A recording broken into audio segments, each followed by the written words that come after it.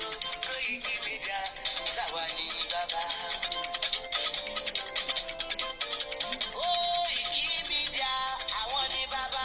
Koikimedia, Awani Baba. Adanso, Atupere Gidi. Koikimedia, Awani Baba. Àwa là ń gbé tò lárugẹ jẹ́ ká jọgbọ́ o. Koikimedia, Awani Baba. Àfúnjàfẹ́tọ̀ ilẹ̀ wa, fẹ́tọ̀ ilẹ̀ Yorùbá. Koikimedia, Awani Baba. Ọmọ Oòduà ni wá o, tọkàntọkàn. Koikimedia, Awani Baba.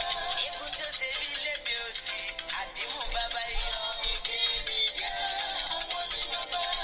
We bring you one closer to your doorstep. Koikimedia, Awani Baba. Afẹ́fẹ́ tó ń fẹ́ o tó kan jòkó lára ni. Koikimedia, Awani Baba. Àpèrègèdè Olódùmarè ló fún wa ṣe. Koikimedia, Awani Baba. Gbogbo ayé ẹ gbọ́, àwa ni bàbá o. Koikimedia, Awani Baba. Ẹ máa bọ̀ wá ẹgbẹ́ polówó ọjà yín wá o. Koikimedia, Awani Baba. Odùduwà lágbèdá ní òtítọ́ lágbèdá ní. Koikimedia, Awani Baba. Àgbìsọ̀dálẹ̀, àgbìsọ̀díkẹta. Koikimedia, Awani Baba. Àgùntàn, àgùnpèrègèdè. Koikimedia, Awani Baba. Koikimedia, we bring you one closer to your doorstep. Awani Baba. Koikimedia is around. To give us the best. Is around, oh. Give us the best. Ladies and gentlemen, ẹ mú kalẹ̀ sílẹ̀, ẹgbẹ́ tí ẹ gbọ́ ètò tó kojú gbogbo. Ladies and gentlemen, ẹ mú kalẹ̀ sílẹ̀, ẹgbẹ́ tí ẹ gbọ́ ètò tó kojú gbogbo. Koikimedia is around. To give us the best. Moki Wugwa, I say good evening and welcome to the Sunday broadcast. It's been a long day with the Koikimedia. We've been at the very beautiful event in Abeokuta, and this is the reason why you gotta have to just support the media. Shout out to Sister Booki. I can start you there. We're gonna make it a very interactive this evening, but as we're still setting up the last platform, get your seat, get a coffee, get a tea, get a whiskey, get a Guinness, and let's talk about self-determination versus Nigeria. Why the Yoruba people and the Biafra must now start talking, when it comes to, the exit of Nigeria, because at the end of the day, it seems that the Nigeria of our dream has finally failed each and every one of us. Shout out to the PM of the government in exile of the Biafra, and going to make it very interactive. So it's going to be a call-in show. We're going to be interactive, so make sure you have those questions. Atairu Jaga said we should restructure Nigeria. Should we talk about restructuring? Should we talk about Tinubu government? Should we start talking about 2027? What is the game plan of the politicians? What are they thinking? What do they want? Bear with us. I'll be bringing everybody in. We just have to set up the last platform. And as usual, let us appreciate Igbowo by listening to this.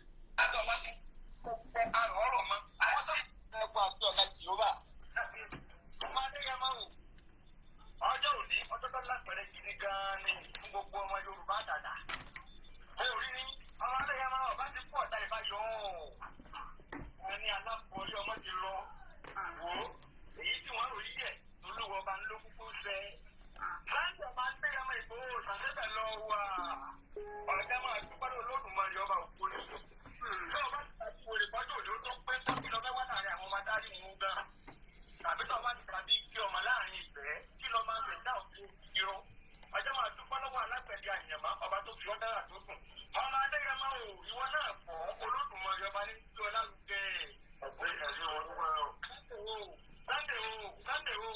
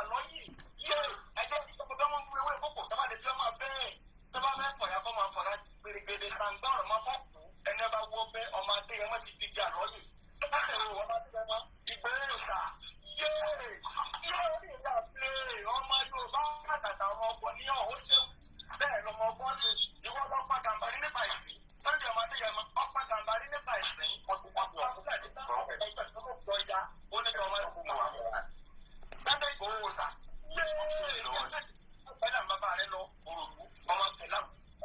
Ọ̀dẹ́nilé mo sùn lẹ́ẹ̀kan ọmọ àjàtí yẹn lè sílẹ̀ bàbá rẹ̀. Mo dé bọ́dà ní òde wọ́n ní méjì bá rẹ̀ ta àgbà méjì bá rẹ̀ àgbẹ̀dá yẹn ó ní méjì bá rẹ̀ pẹ̀lúlógún ó kan ilà àárọ̀ bẹ́ẹ̀ ní gbogbo ilé wọn àgbàdà nínú bí àwọn rẹ̀ ọmọ gbọ́dọ̀ ọlọ́kọ̀ ilé ìṣòwò àkọ́ní ọlọ́kọ̀ ilé sì gbalẹ̀ ọmọ adéyẹmọ sọ́ni ọ̀pọ̀ sàmà kú ogun ní nánilógún ògùn lórí ilé àárọ̀ ògùn ni wọ́n fi jagun dẹ́gbẹ́ndẹ́gbẹ́ ògùn wọ̀nyí ẹ̀jẹ̀ anẹ́ta wọn lóògùn náà Sunday ọmọ adéyẹmọ Ìgbòho nìṣà lónìí ilẹ̀ Yorùbá gbòmìnira dídá ní ọgbà gbọ́ àṣẹ ìlànà lọ́dún mọ́lẹ̀ ní ọmọ ọ̀lù ọmọ adéyẹmọ dákun mọ́lẹ̀ àwọn oníṣẹ́ ẹ̀tọ́ kálukú mọ́ fi dùn wọ́n orí kálukú ló gbé dépò tó kùn wọ́n máa gbọ́ gbogbo ọmọ Yorùbá tàtà ẹ̀ tẹ́wá lóye ẹja fọwọ́pọ̀ àti ẹni tó wá fi ṣe àgbè lárugẹ gidi ni ẹni méjì wọ̀ wọn ò dùn ẹjọ́ òròdù lọ sí ibà méjì kọ́ ẹni tó wá fi ṣáná ọ̀gá tó fi ẹni tó ti ra wọn Sunday ọmọ adéyẹmọ tó ti ra tiwa akọni tiwa akọni jagunjagun ọkùnrin tààrà gbọdọ̀ kẹlẹ́ ọmọ adéyẹmọ wọn máa gbọ́ fẹ́ẹ́ tí wọ́n fún wọn ni ẹni tó bá ní kó òkú ní kékeré kó máa fọwọ́ náà síra wọn ẹsẹ̀ wọ́n ní kàkọ́ máa ṣe ara ìdíkù dànù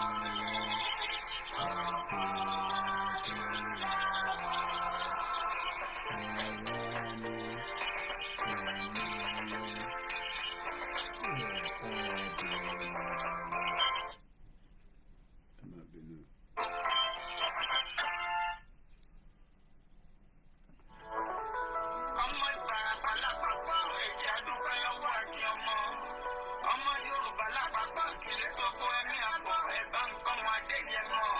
Ṣí Sunday Adéyẹmọ Ìgbòho. Orúkọ ńlá tí ń jẹ́mọ̀ láyà bí ara. Orúkọ tó ń lẹ́rù kó lórúkọ gan-an.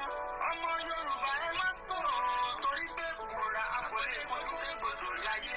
Táyọ̀ lẹ̀ dá ń kọlà. Wúrà tó máa dán àlànà kọjá dandan o. Ọ̀wọ́n ẹ̀yìn ní má bẹ̀rẹ̀ wọ̀nà. Ẹ̀dá kan lè ṣí wá lọ́nà mọ́. Ẹ̀jẹ̀ àti mọ̀ṣọ́ kan ká lè débi rẹ̀. Ẹ̀jẹ̀ àjọ gbárùkù ti Sunday Ìgbòho. Ìgbòho ṣá. Ọmọ Ìgbòho mọ̀rẹ́ nílùú Alágbàdo Òde. Ọmọ Atapẹ̀tẹ̀ wọnú omi. Ọmọ lèlè wodò sọ̀yà. Ìsọ̀yà ò rẹ́ràn bàbá yín láàrin ìdí. Omi kò sí náà ń ká sí yín lẹ́nu. Ọmọ òkúta mẹ́ta òkè Ìgbòho. Ìkan ṣe yín ní dágbàdàgbọ̀. Ìkan ní mọ́ rẹra mọ́ rẹra.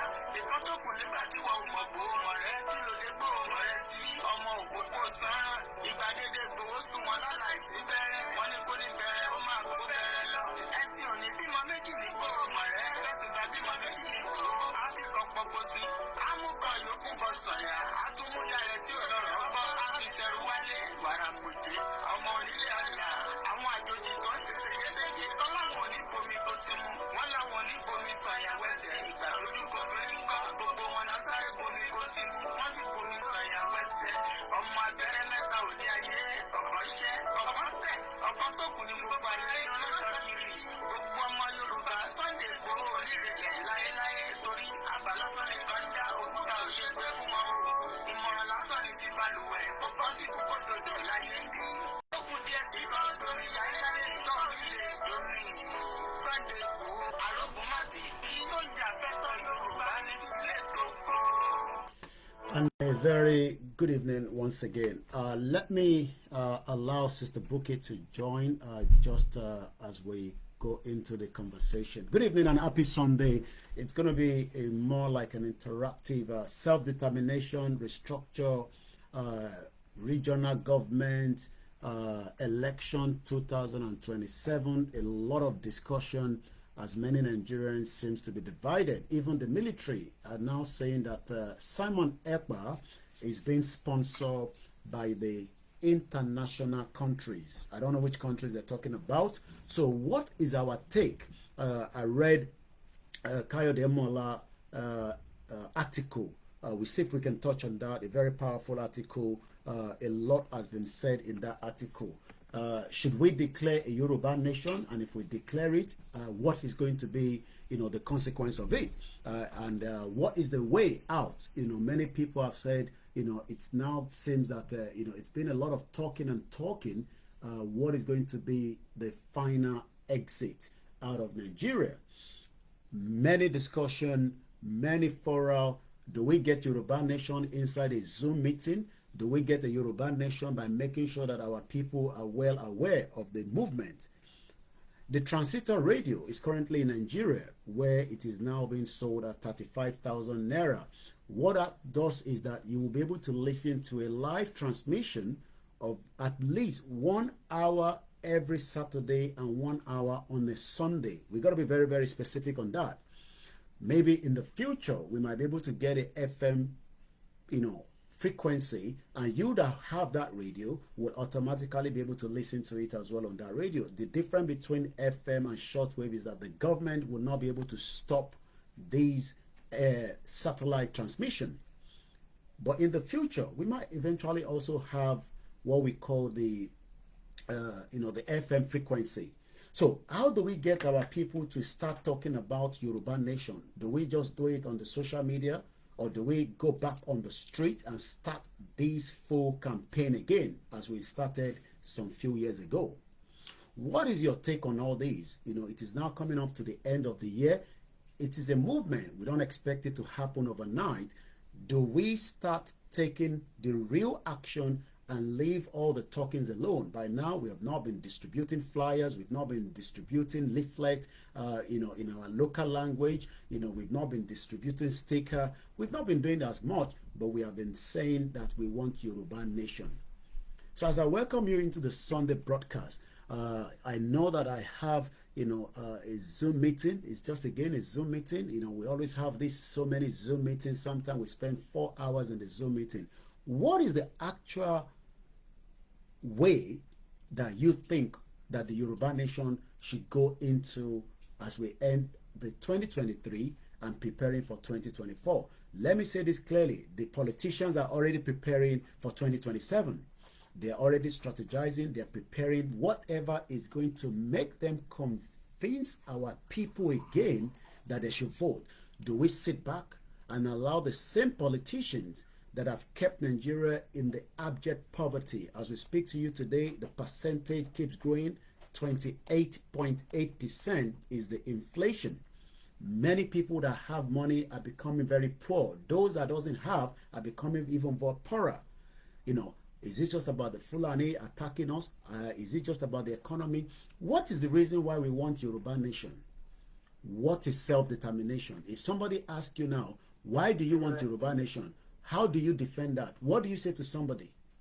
If anybody, tó bá bi wá nísìnyí pé kí ni reason tá ṣe fẹ́ kúrò nínú Nigeria? Can you give them that reason in less than 30 seconds without mixing words? Do you start saying that it's because it's Fulani is attacking us? Or do we talk about our real identity? What are we fighting for? Kí ni nǹkan tá à ń jà fún gangan? What is the end game of this fight? So, Sister Booki, I know you're the one in the Yoruba nation. We also have those that are probably saying that they want Yoruba nation as well, but we must allow Bola Tinubu, to give us the leverage. My question is, do you think that President Bola Tinubu can give us the leverage? So let me allow Sister Booki to unmute. We open the phone line as well, and then it will be also interactive. And I want us to be very, very factual. We have been talking for 4 years. I don't think we've done enough, but I think as we go into 2023, what is the strategy? What should we start talking about? Once again, Mr. Ade Williams says, in 2 seconds, I want to rule my own destiny. Thank you so much. Doctor says, our out people are striving in Nigeria. We want to be able to govern our own people and manage our own resources and secure our space. Everybody must be able to say under 30 seconds, being about being, why do you want Yoruba nation? There's nothing about mixing the words. Sister Booki, you're live with me. Let's start with you this evening. And I say welcome to every one of us. Please invite many people. Invite the Biafra, invite the Hausa, invite the APC, invite the PDP. Let us talk tonight. What do we want? Okay. Sister Booki, you have the 5 minutes. After 5 minutes, I'm going to stop you. Go ahead without any interruption. All right. Okay. Good evening, good morning, good afternoon, everyone, wherever you are. I would say the main reason for us, asking for the self-determination and sovereignty of Yoruba land is our identity. To save our identity, to save our language, it's basically just our self-preservation. The more we remain within that construct called One Nigeria, the more we are endangering ourselves in terms of losing the main essence of being Yorubas. Because if you can recall, we were forcefully joined into that space. We didn't ask for it. So if we are asking for this sovereignty, it's it should be under self-preservation and control of our resources. That's what I believe. Now, in terms of is the campaign going down, I would say yes. These are the reasons I would say yes. Because we haven't structured this campaign properly. We haven't structured it in terms of short-term, medium and long-term goals. It's not been structured. And also we have a lot of our Yorubas that are still calling for One Nigeria. So it's very, very scattered at the moment. And also the Tinubu presidency is sort of confusing Yorubas, because some Yorubas believe that the Tinubu presidency would actually aid our self-determination or our sovereignty. So you can see that we are in a slightly confused state. Note that since Tinubu has taken power, Even in the UK, we've not done any of our rallies. Now, the campaign should be going back to back. We know that inside the space called One Nigeria, the construct called One Nigeria, there is no freedom of speech. There's no freedom to campaign, because if you go out and you try and do any form of outdoor rally, what you get is endangering your life, because they come out with the tear gas, they come out with the hot water, and they come out with the guns. So where we should be highlighting the outdoor rallies is in our diaspora locations. This is where the power of, speech and, vocal activity should be the loudest, and it should resonate inside the construct of Nigeria. So this is my take on it. We need to go back to the drawing board, put down our short-term, medium and long-term plans. Which one do we prioritize? Do we prioritize security? Do we prioritize the campaign? Do we prioritize the feeding of our people that are hungry? These are the things that we need to list and take up as projects. But so far, that's not been done. And I think that is why we have not been able to successfully, gain ground in terms of our campaign for our sovereignty. With that, I yield the mic. Thank you so much. Ebube, thank you so much. If you're Biafra, you can also join into the conversation. Let's hear, your view as well. If you're Hausa, I want to hear your view. If you're APC, I want to get your view. If you're also a full nationalist like myself, that want the right to self-determination. The question we should ask tonight again is, we all want the exit out of Nigeria, but not everybody wants it. Sister Booki talked about a few things there. She talked about that. What should we prioritize? Should we declare Yoruba nation and unable to curtail it and hold on to it? Should we leave it to more time and allow Tinubu to continue running his own government while we do nothing? Should we call for rallies, or should we hold those rallies in Europe and avoid having those rallies in Nigeria? Where should we actually be talking about Yoruba nation? Is it outside Nigeria, or we should be focusing more inside the Yoruba territory known as the southwest part of Nigeria? Who should be taking the full responsibility, as this movement is now getting into a very push of where people are now saying that it seems that Tinubu is there, nothing is happening. We've had a lot of meetings. Meeting is still going on. As I speak to you tonight, meetings is still being held across. Well, let's talk about the most important aspect of the movement. Well, it was a little bit of delay, but it eventually came true. Why are we having delays, and why must we not make sure that the delay does not have a big impact on the progress of this movement? Many people are doing different things. We've tried to bring everybody together, and that is the reason why the YSDM was formed in the first place. The question then is, what should be our take? We can't deal with security because we don't have the government in place right now. And this is just to respond back to Sister Booki there.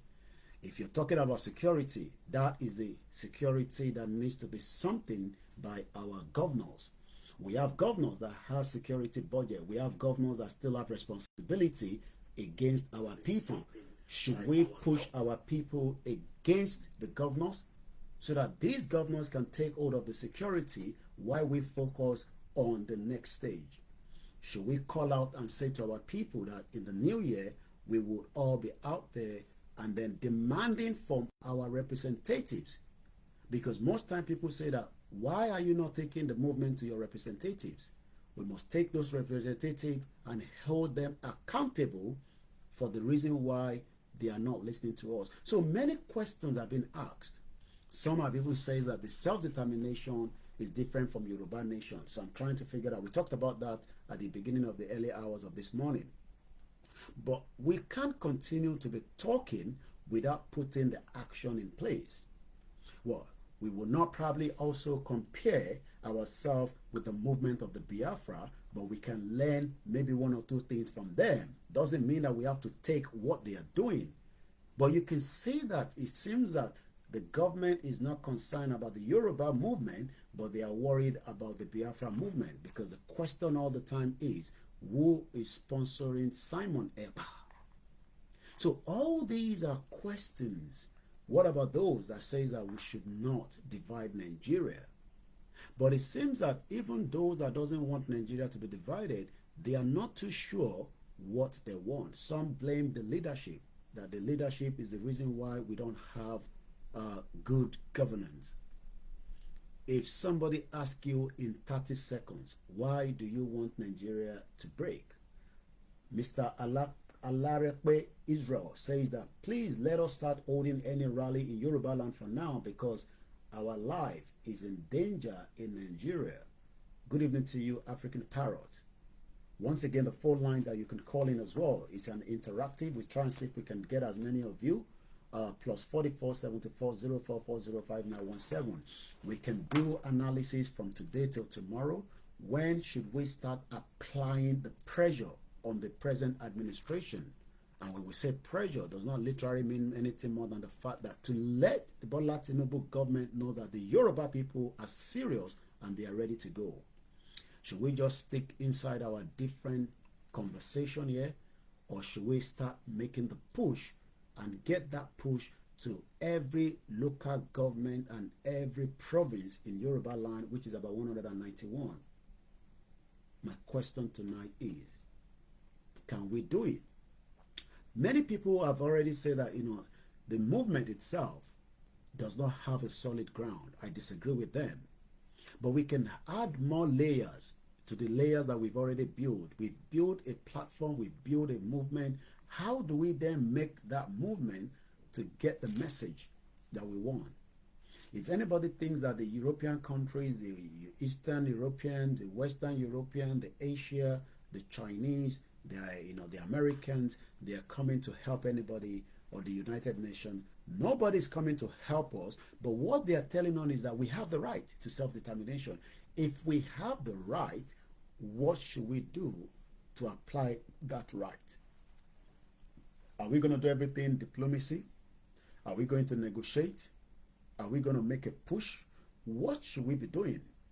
This is the question I'm asking everyone tonight. Once again, we can go on and on and on and talk about, the movement, but already the movement at some point got infiltrated. Those that probably wants to take advantage of it did so, and they are still making sure that they can distract as many people away from the movement. How do we propagate the Yoruba nation message to those at home so that nobody's thinking? If we can get to the point that no one is thinking about 2027 election again, we are almost there. We have maximum 7 years. Between now and 7 years to prove that we are ready to go. If we do nothing now and we allow Tinubu to continue and he actually complete his tenure, nobody knows what Tinubu has at the back side. But like I always say, we cannot sit back and rely on Tinubu saying that Tinubu will give us a country of our choice, knowing fully well that Tinubu is working under this political party and manifesto under the APC. Tinubu also have dealings with the North, and I don't see Tinubu making Yoruba people to go if the Yoruba people do not put the pressure on him. A lot of us, whether we like it or not, we've been seeing the movement of the Biafra. And it seems that one man is making headway with the Biafra movement, which is the government in exile. And the reason the government in exile has become known to the militaries because the activities of the Biafrans is showing the government that they are not joking and they are going to take the bull by the horn. They are speaking the language that the government wants to hear. Some might say it's all propaganda, while some say the government is not taking it slightly with what is going on in the Southeast. We've read, we've listened, we've heard, both from the politicians, from the government, from the representatives. Let me give us a statistics that came out again, just like so many statistics are coming out, and I've seen it already, but I'm going to read it from what Simon Ekpa, the PM of the Biafran government in exile, posted 52 minutes ago. And this is coming from what Amnesty International said regarding Nigeria. When an Islamic State apologist is the head of the Amnesty in Nigeria, they report only the killing in the Muslim-dominated areas and ignore the worst genocide happening in the Biafra land that are Christian-dominated. You see how they roll? What is the Amnesty saying? Amnesty says that under the former President Muhammadu Buhari, there was human rights violation, and those human rights violation literally means that mass slaughter of over 350 men and women and children. I'm coming to you, my caller. Please hold on there. Mass slaughter of over 350 men and women and children by the Nigerian military in Zaria between 12th and the 14th in 2015. What about those that have been killed in the Southeast? What about those that have been killed in the Southwest? Let's go straight to the next caller. I say good evening and welcome to the program.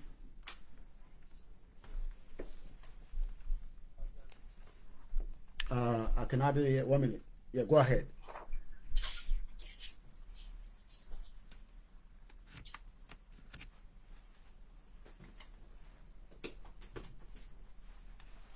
Hello, caller. Yeah, hello, can you hear me? Yeah, go ahead, sir. Yes. Thank you very much. Yeah. One thing I want us to know is if there is no any leader in Nigeria that will give us freedom like that. There is no any leader. Without no pressure, no leader will give us.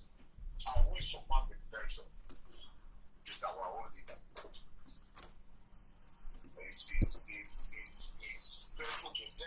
I don't see why our leader will still be in the republic. That's just it. That's just the fact. We are not collecting the republic as a country. We want Yoruba nation, and Yoruba is in Nigeria. I don't know why our leader should. If a whole country, if a whole Nigeria should arrest Tagalong. I don't see why the old leader of the back nation who want to clear the sovereignty from Nigeria in the Benin Republic. You see, we need awareness, and that all this your interview, lecture is all awareness, which is good. Everybody is doing their awareness at their places where they are. But what is our leader? That just it. Where is our leader? That's why all this thing is slow like this. Where is our leader? Igboho is not our leader. Igboho is just an individual, which will glorify what he has done and want him to do more, and Igboho will do more. But where is the leader that has been given the responsibility? By now, I expect our leader to be the one, going one-on-one, to meet all the kids, one way or the other. It's not Bayomi Toki who will go and be meeting all the others. That post is not assigned to you, but this post is assigned to the leader. Simple. That's just why I see there. Everybody is doing their own job. All the media, you are doing your job, but where is our leader? That's the question. All right. Okay. The, He's our own leader. all right. He should be in Nigeria. Okay. All right. Thanks so much for your He should be in input. Nigeria. Thank you. Thank you. Well, the last caller says, where is our leader? You know, he says that Igbowo is not the leader. It's just, you know, one out of the many people that we glorify. But he also asks that why is the leader still in Benin Republic and not in Nigeria? I don't know whether everybody will agree with that or not. But again, the question, Waris Dinodi says, where is our leadership on Yoruba land? Which is something that I think the last caller is asking. You can also be part of the program tonight. It's all about, you know, looking and reviewing, because we've said that this month we'll be looking into almost everything that has been coming up from 2023 January. We are coming towards the end of the year. How do we, you know, move these to the next stage, you know, which a lot of you, you know, I'm sure when you sit in your own little comfort zone, or when you are looking into the movement, the question is, are we doing enough, or are we going to have to do more? Why not call in as well and let us hear your views, because all these views will then be passed on to all those that needs to know. You know, Israel says they are in Republic of Benin for their own protection. Thank you so much for that. Plus 44 74 0440 5917 is the number, which is a WhatsApp. We all know that the right to self-determination is just something. Thank you so much for those of you that have joined us. The right to self-determination is a right under the United Nations Charter. What then happened? How do we apply the right?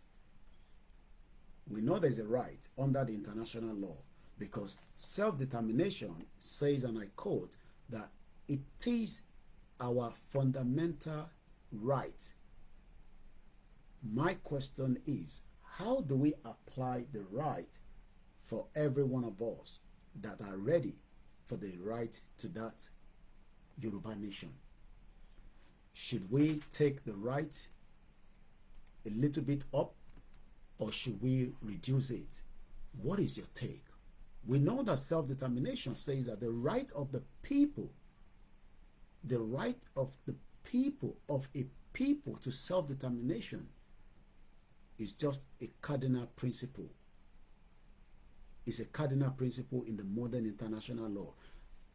If this is something that is under the Charter of the United Nations, should we do something, or should we sit back and watch?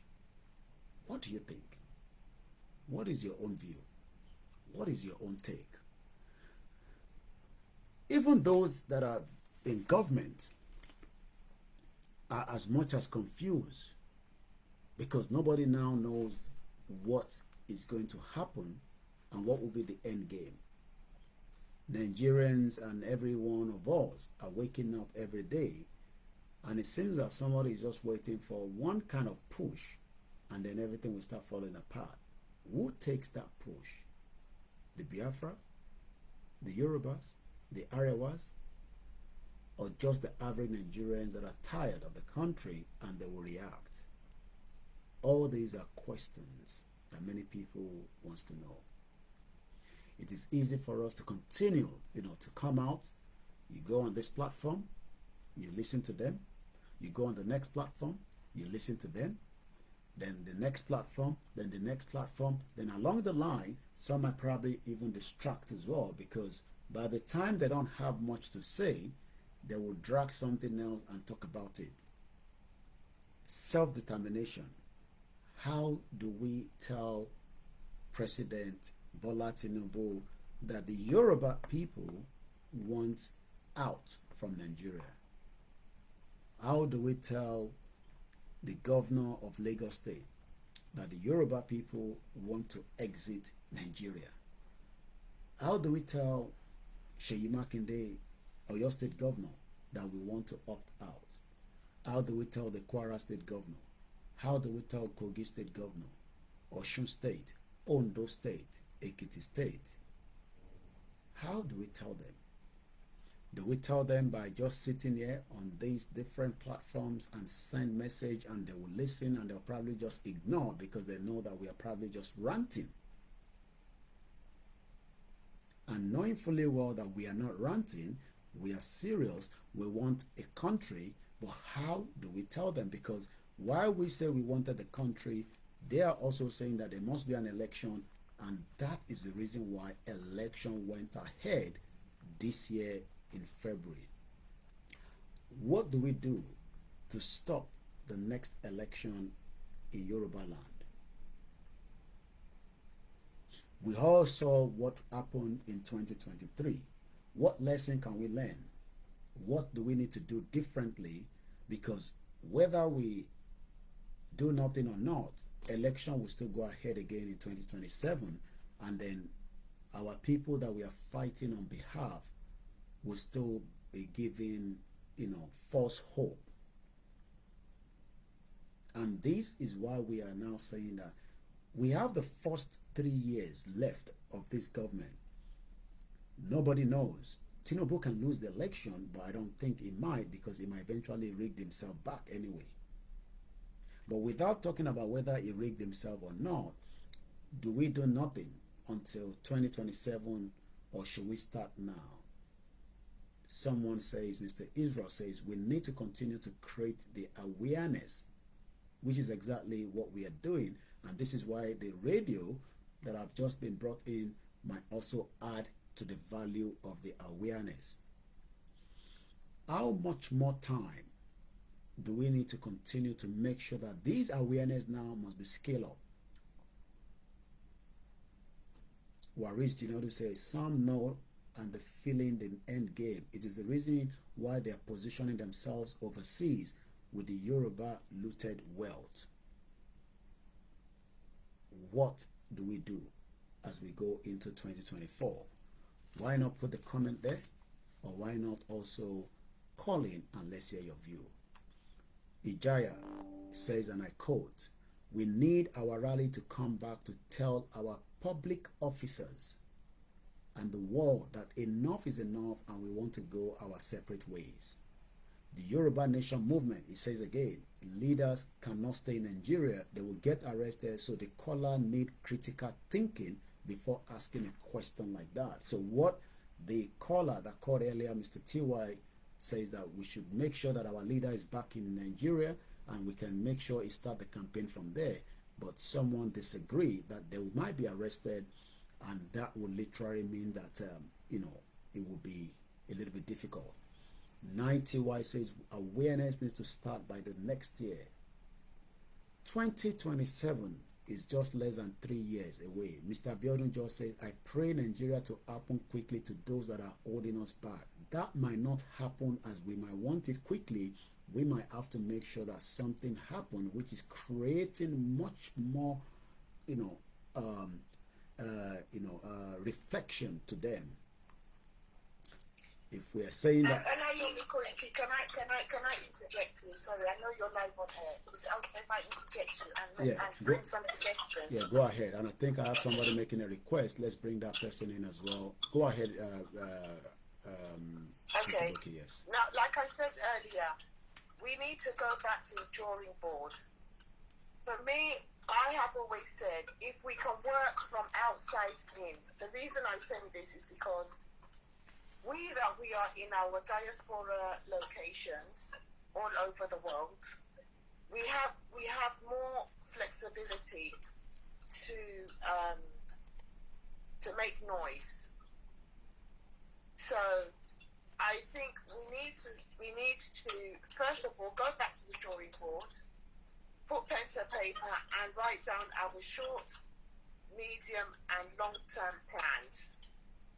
Short-term plans is we need to restructure the campaign, because without any media presence, we can't gain ground. And where we can get that media presence is in our diaspora locations. So depending on how we structure that campaign, that is how we can actually start to gain ground, and we can now start weakening them inside the construct called Nigeria. So it's just about good planning, good structure, strong structures actually, because so far we as Yorubas, we haven't actually structured this campaign. It doesn't have, it's like we're all over the place. Everyone's doing their bit. We need to come under one full umbrella. Okay, let me come in there. Let me 1 minute, Sister Booki, let me interject there, because we all both in the movement, and sometimes, you know, I'm working from the point of a journalist now, because when you say that there, you know, there is no structure, we have the YSDM that has been set up, you know, and that YSDM was to bring all the units together, which everybody was underneath. The YSDM operated up to January, which we saw the rally that took place in Ojota. So that means there is a structure. I'm talking to you, Sister Booki. We're just interacting now, because the word that we don't have a structure, to the ears of people might say there is no structure, but I'm sure you know that there is a structure. Maybe YSDM, there is a structure, but I think we need to go back to the drawing board to restructure it so that it works more. So do you think that the YSDM, okay, let me put it this way. Do you think that the YSDM is doing the right thing at the present time, or is it so that they need to be rejiggled just like any other organization around the world? It needs to be rejiggled so that we have more of a presence outside of the construct of Nigeria. Not that we should have the presence, but what I'm looking at is because we are in a very volatile location. Volatile in the sense that there's no respect for any form of human rights. But we are outside, where we actually have that strength. This is where we need to start working from outside inwards. Okay. I'm not saying in terms of any violence, no. I'm talking about just legal campaign along the international lines, peaceful campaigns. I mean, look at what happened with the Palestinians. They did a massive rally in the UK. Okay. I'm gonna hold on, Sister Booki. Sister Booki, I'm gonna cut you there, and the reason why is we all know that what led to the movement of the rallies that we've seen in London was because there was a huge force that kicked in on October 7, you know, that led to what you're saying, and there was an attack back on the other side, and then those attack created, you know, the kind of, you know, visuals, because visuals are very powerful. I don't think anybody would have come out before that in those numbers. So do we say that, you know, maybe we attack? I mean, I'm not saying that. I'm just saying, should we attack the government and then the government attack us back? The visuals will become around the world, and maybe more people will come out on our behalf. As an example, one minute, Sister Booki. There's a methodology where you can actually produce visuals. It doesn't have to be violent. Okay, well, the question is, you know, the kind of rally that you're seeing from those sides is not happening because it's because of the, you know, the tension. People are saying certain things and they're reacting, and they feel that, you know, there's just unjust balance. Maybe the Biafrans, as we're saying them right now, might lead us to that kind of what will become a global movement where more people will feel the pain, because right now it seems that everything is shielded, but by the time it escalates, maybe we might get something like that, and that might be part of the Yoruba nation that will support us as well. I'm going to come back again to you, Sister Booki. There's a lot of people that is already putting a lot of questions out there. Let's bring in okay, I thought I saw somebody that wanted to join us. Okay, maybe that person dropped out. Anyway, we go back to those that are asking questions. Tonight, it's all about the Yoruba Nation movement. The Biafrans are already out there. We know that because we can see it. We can feel it. The federal government of Nigeria can feel the Biafrans.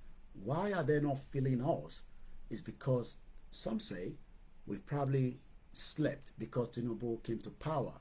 I will not totally agree with that. Maybe some people agree with that. That is fine. But one thing is, the reason why some are feeling that is because we are not out there proving ourselves like we were doing when Buhari was there. Buhari was there.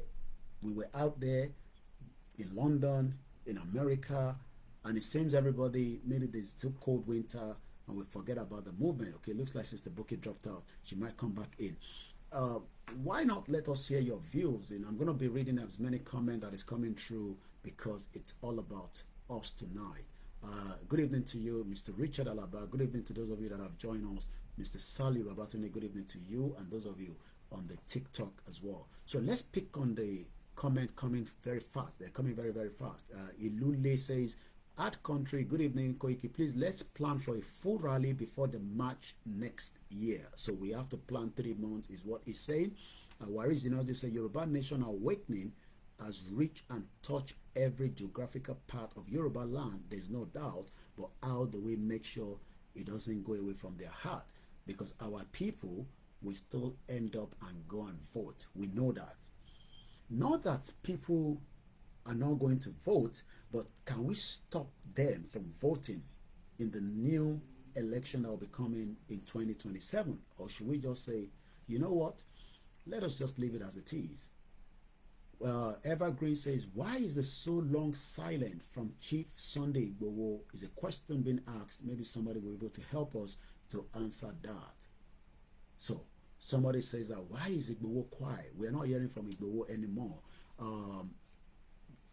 Mrs. Grace Olushoto says, and I quote, good evening to you. I think it's just a normal greetings and everybody on board. She's settling into the program.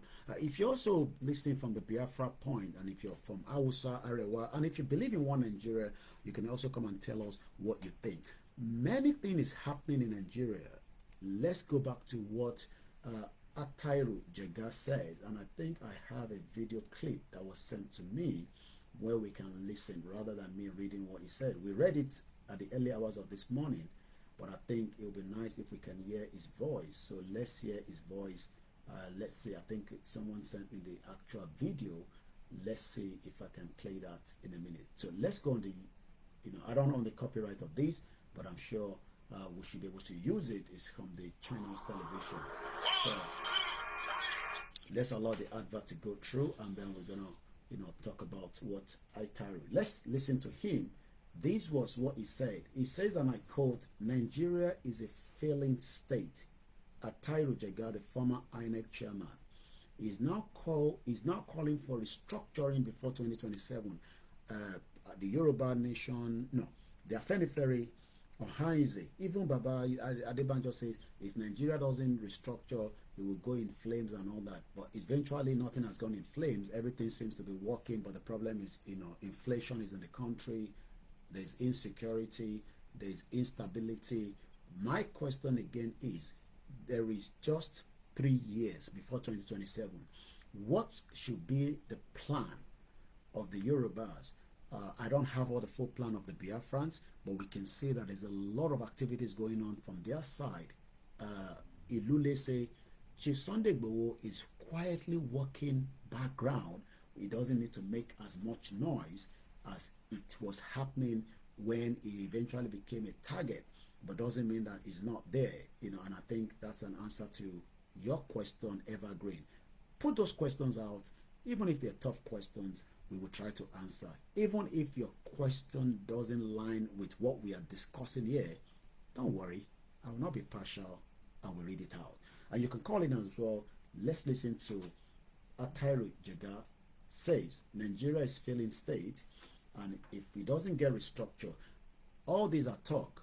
We saw that the same thing. They said restructure Nigeria before 2023. To be honest with you, Nigeria was not restructured. Election was done. Bola Tinubu rigged himself in. We know that. Eventually, life doesn't come to an end. Nigerians are still working, struggling. Let's listen to Atairu Jega.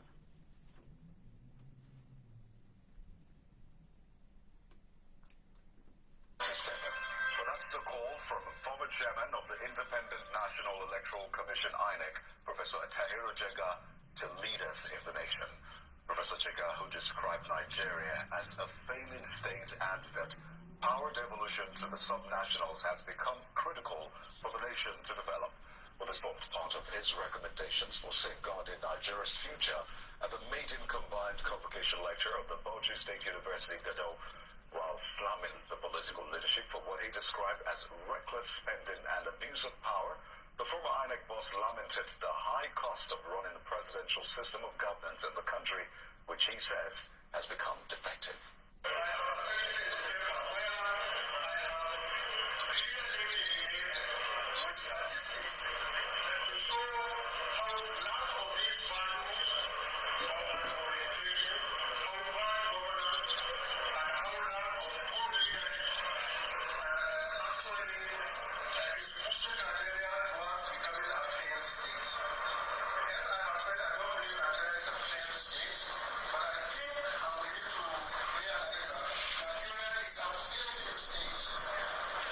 Okay, he says he doesn't believe that Nigeria is a failed state, but is a failing state. I think he's a confused man. He doesn't know what he's talking about.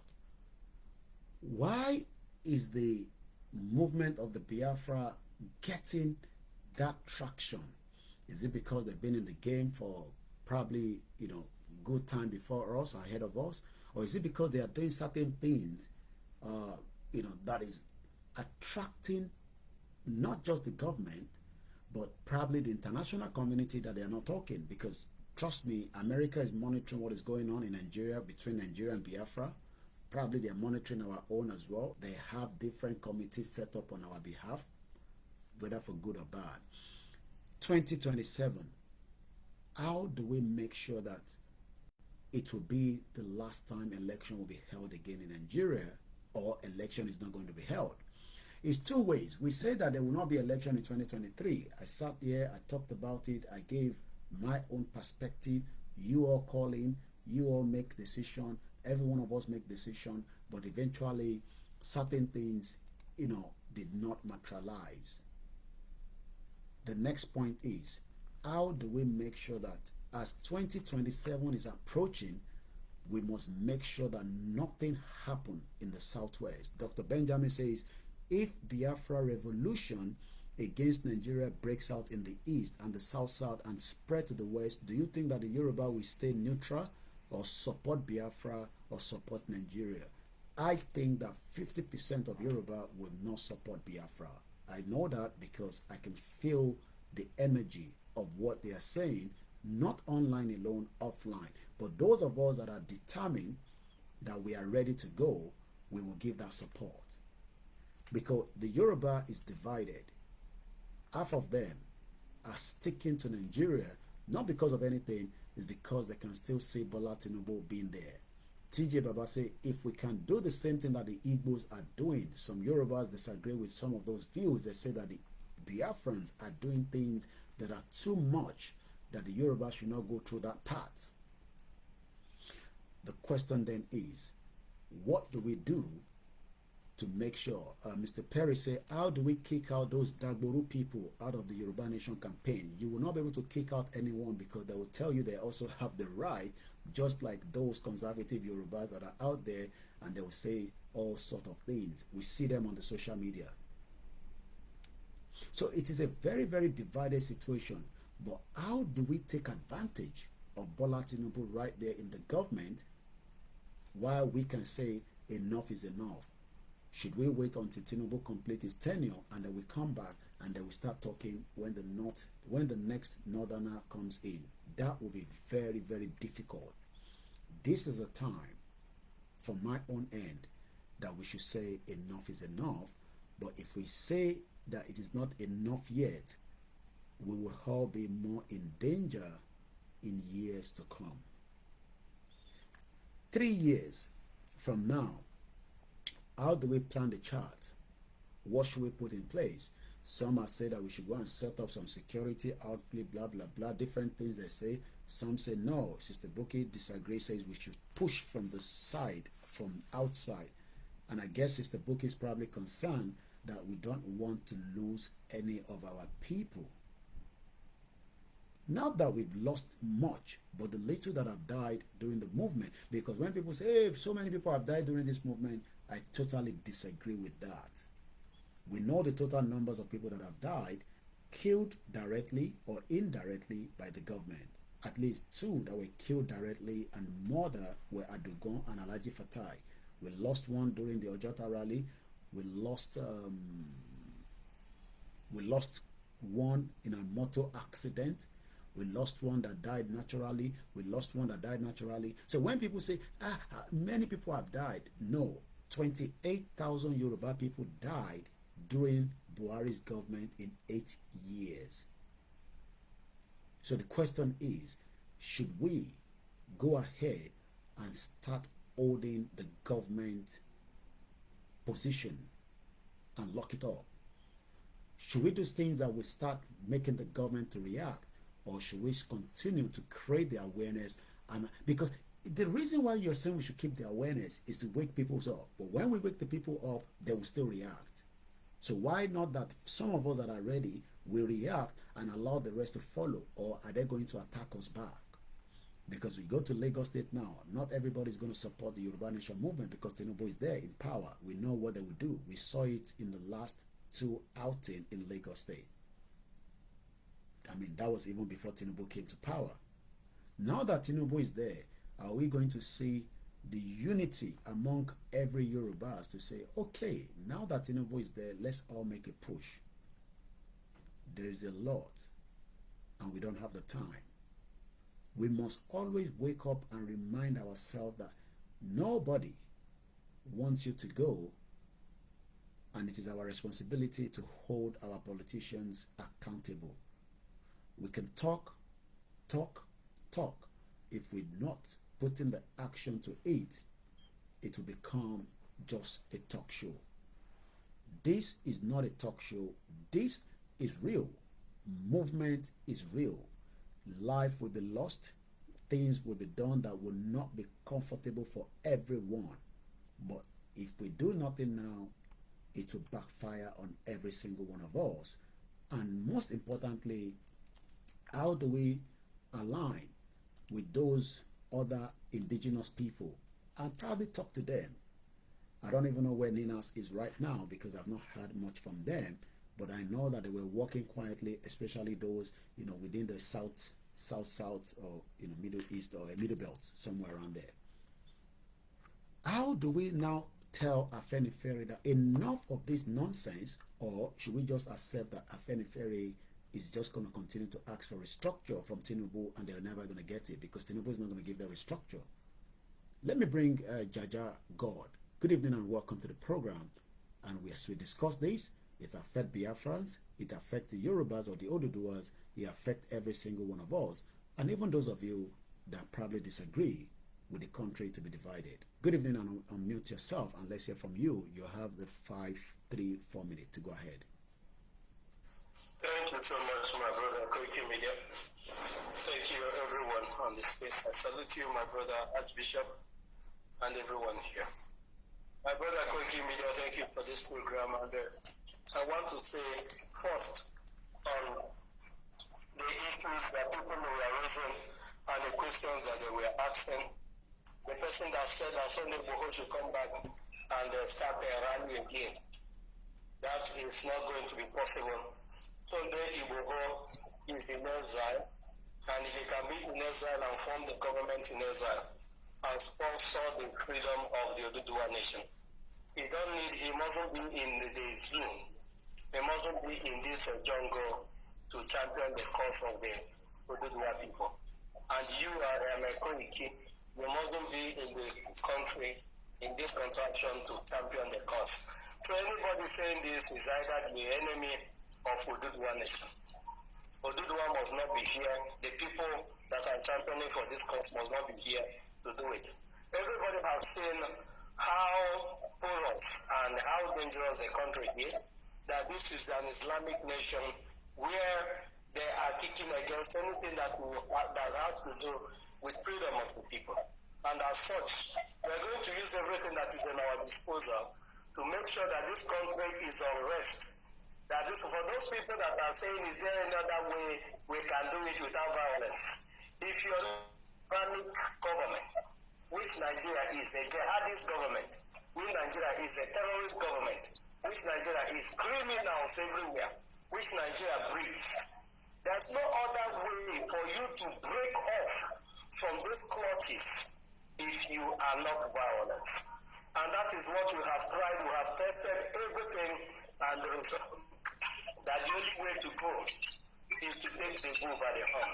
And that is what the Biafrans will keep on doing. And that is what I believe one day the Yoruba people, which is the Oduduwa people, will wake up and start doing the same thing.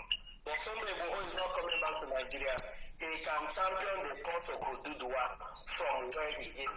So somebody that is suggesting that or using it as whatever he wants to use it as is making fool of himself. Because somebody who is in Ezra and he can do whatever he wants to do under the law from Ezra. Thank you so much, Koikimedia, for the mic. And I want to say again, please, once you come on the squeeze, please allow our people, what Oduduwa people, there's a lot of Oduduwa people here. And once they know that they will be allowed to the mic on the space, that is when people will be turning up, because there have been multiple times they will come and they will not be able to speak at the end of the day. Thank you so much, my brother, and keep up the good work. Thank you so much. And that is, one of our Biafra brothers there that have given his own view that Chief Sunday Igboho doesn't need to be in Nigeria presently, and he can also be outside and do the right to self-determination. When they say to us, and I use the word when they say to us, I mean United Nations. United Nations just say, yes, you have the right. But that right is entirely up to you how you want to get it. I mean, it's just a word. It's just a written resolution. We've talked about it so many times. You have the right. But how do we make sure that as people that wants that right, we apply that right, and that right will be listened to us, most importantly, by the Yoruba politicians? How do we communicate with the Yoruba politicians and convince them about our rights? Thank you so much, Jaja. Let me come again to Sister Booki that I've asked for the mic again. Go ahead. Like I said earlier, you can see that Mr. Jaja has agreed with what I said. You cannot champion this cause inside a construct called One Nigeria. You need to champion the cause outside to work your way in. Because, as Mr. Jaja confirmed, the place is that construct is a very volatile place. They go in, you make any attempts to come out and protest for your rights. You need to mute yourself because of the background noise. Oh, okay, sorry. You need to mute yourself as our sister is speaking. Oh, sorry, I didn't realize that I have to mute my mic. So I didn't know that the host has to mute the mic as well. I didn't know that. Sorry. All right, go ahead. All right. So basically, what happens is you cannot protest. You can't claim for your rights inside that construct called One Nigeria, because your rights are not protected. Your rights are not protected when you go to vote, because the voting structure is a total mess. They steal your ballot boxes. Every time you come out to vote, there's no assurance that when you leave your home, when you go out and vote, you're going to go back into your house, because it's life and death. It's war. So your rights by the ballot box has been stolen. Your right to protest has been stolen, because when you come out, you know that your right has already been stolen by the ballot box. When you now start to come out and protest that, the standard of living inside the construct of Nigeria is not good for any form of human consumption. You come out and protest, it's in this order. First comes the tear gas. When the tear gas is not effective, then they bring out the hot water. When the hot water is not effective, the next thing is the bullet. So we know that in order to save life, you cannot protest inside that construct. The only way you have a voice is your strong diaspora population. They are the ones that will deal with external governments outside the construct, in line with international laws, peaceful international laws for self-determination.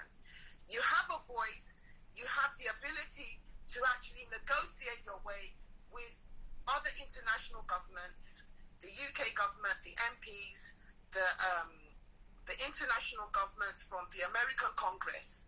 We can lobby those from there. That is how we now start to build up our protest. Then we have the physical protest. Look at what happened with the Palestinians when they came out to protest. They came out in their numbers, and it was a peaceful protest in the UK. This is what we need to start doing. We need to start building with all these activist groups, international activist groups, outside of Nigeria. By the time we start building those numbers, you will see that now the Nigerian government will now be forced to reckon with us, because now they're seeing that the numbers are going up. But if we don't organize ourselves properly, if we do not, organize that campaign in a very structured manner, then we won't get the effect that we are looking for. What we are looking for is international recognition. We want to attract the international media, i.e. the CNN, the Al Jazeera's, and all these by the time we start getting that recognition and building up those bridges, you will see that the tone of this self-determination campaign that we are asking for is going to change. With that, I yield the mic. All right, thank you so much, Sister Booki.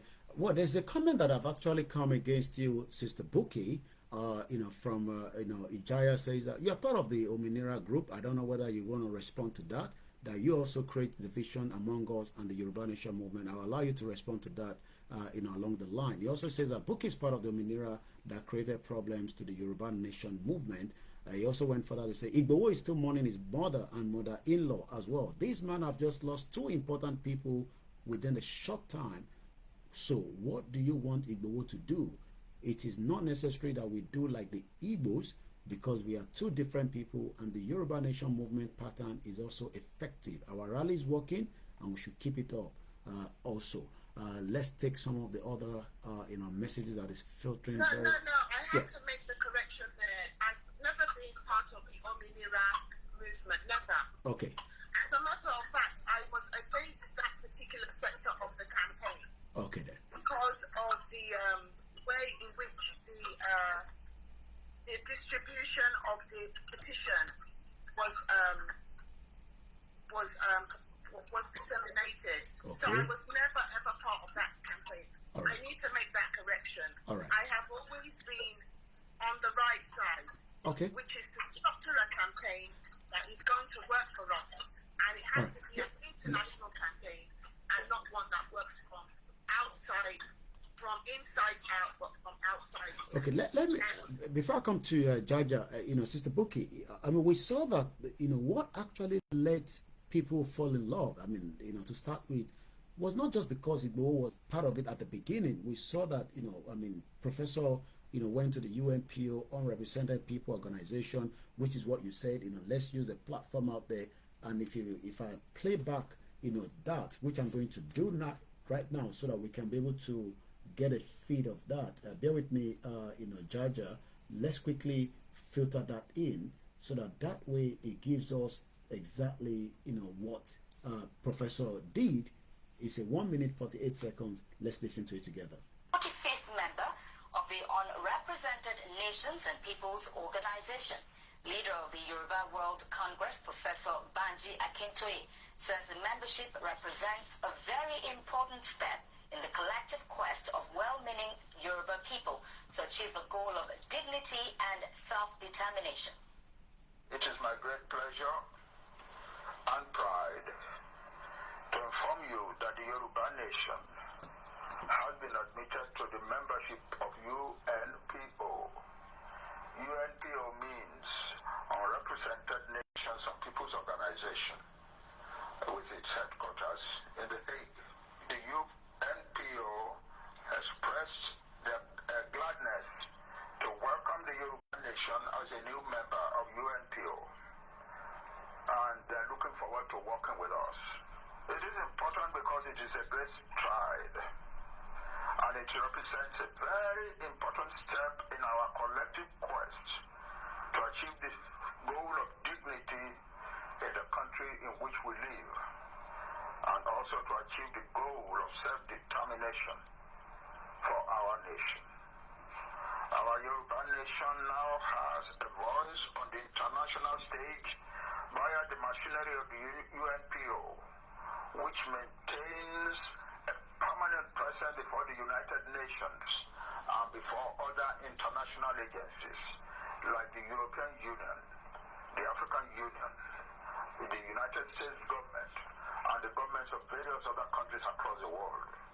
Which is what Sister Booki wants us to build on. Let me come to you, Jaja, and let's hear from you. Good evening to those of you. Good evening, Ashati Sheila Yoruba, and the rest of those of you that have joined us this evening. Go ahead, AY. Jaja, sorry.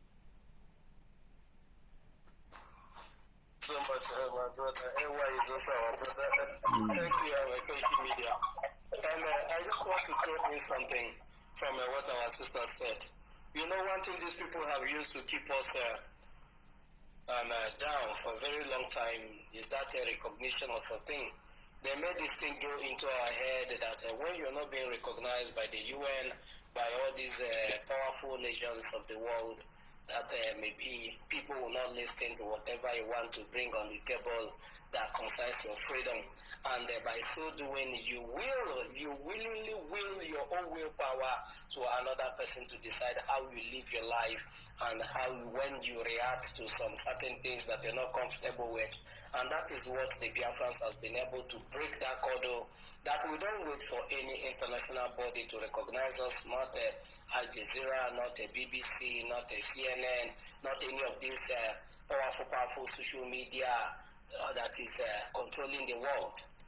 These people can never recognize you once you are being doing whatever they want you to do, in the name of your being peaceful, in the name of your being law-abiding, in the name of your being lawful this one and lawful that, those jargons.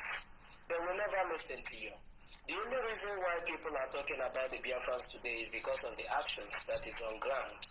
Without those actions dealing with the terrorists that have come to kill your people, if you allow yourself to be Afghanistan, they will still come to you and tell you that you should find a way to live with the Islamic laws.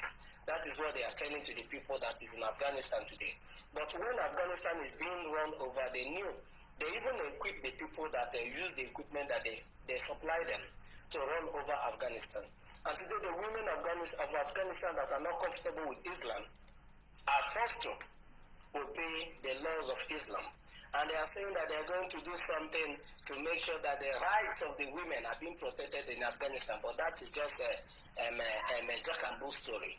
Because if you cannot control the effect, if you cannot control the action, you will not control the effect or after effect of that action that is about to take place.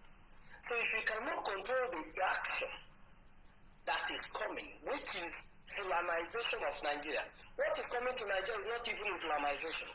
If it's Islamization that is coming to Nigeria, there may be some persons that wants to be Islamized, apart from the Biafrans. We say that at least it will be like Dubai is an Islamic nation, and people are not being killed, and people are not being butchered on daily basis. They are living very fine and managing their distance. But what is coming to you is Islamization. That is what is coming. And as such, you must fight like a wounded lion for your country and your people not to be Fulanized.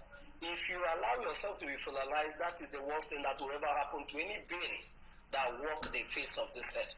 So waiting for all these people to recognize is not the question here. What is the question is you yourself finding out who you are. And you will be the one to tell these people, this is who I am, and this is what I want.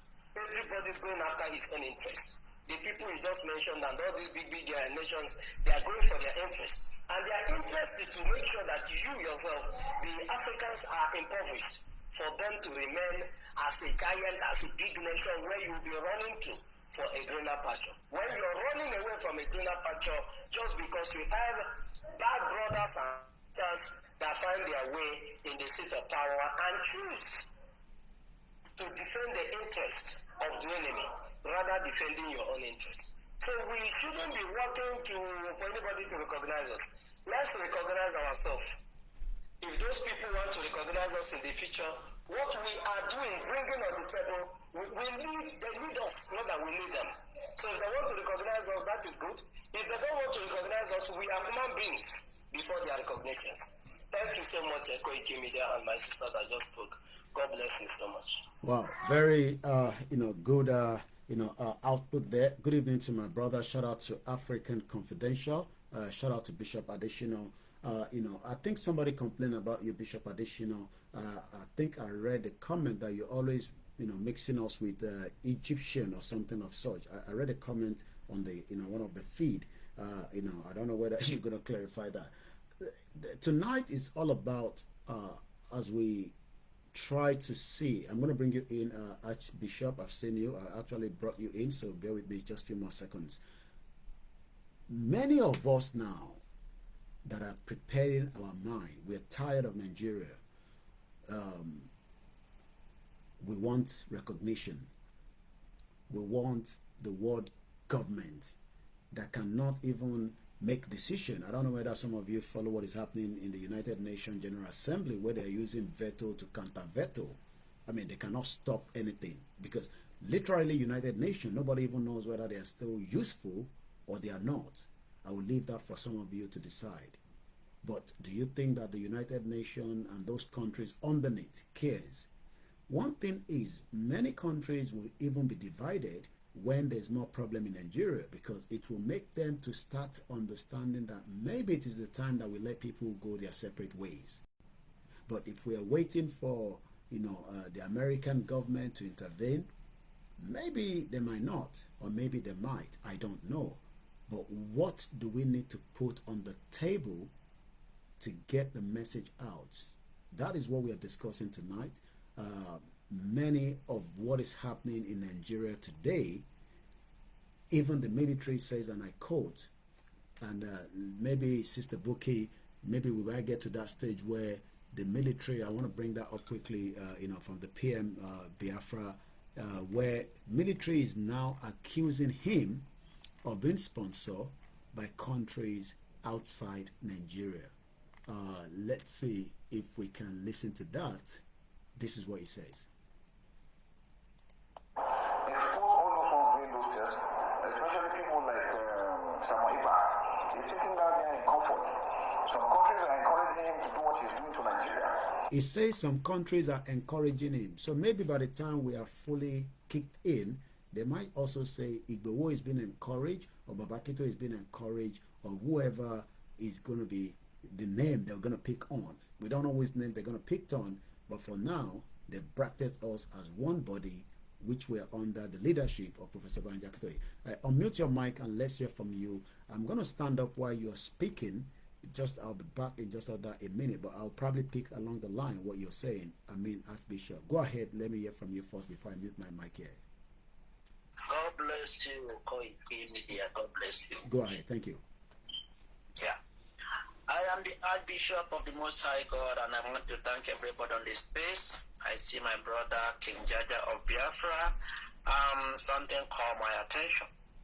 I was in Washington D.C. protest with when we are protesting for the release of Mazi and the Kano. We protested along Yoruba Nation brethren. It was awesome, even though we had some referrals from the DOS, POS, whatever they are. But then I want to say something to our brothers, our Oduduwa brothers. Nigeria, or one Nigeria as it stands, does not obey laws. They have laws, but they don't obey laws. Fulani control government. The only language Fulani understand is I do, you do me, I do you. Violence. If our Oduduwa brethren can intensify their effort, rallies and protests cannot do anything. UN is dead already, dead and buried. I need to re-echo that. UN, United Nations, is dead and buried. If you are waiting for Al Jazeera to talk about Yoruba nation, if you are waiting for CNN or BBC, you will wait till thy kingdom come.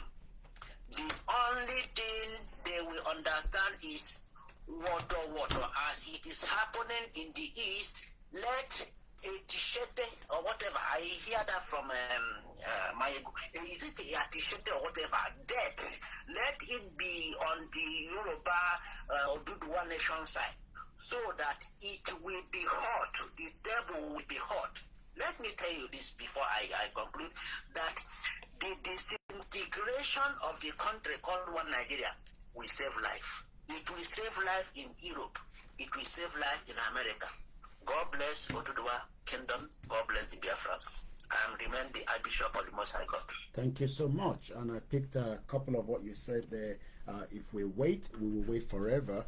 Those of you that want to call in as well, the line is still open as we continue to try to engage everyone, all Nigerians. Some say restructure, some say Tinubu is going to give us, what did they talk about? Regional government.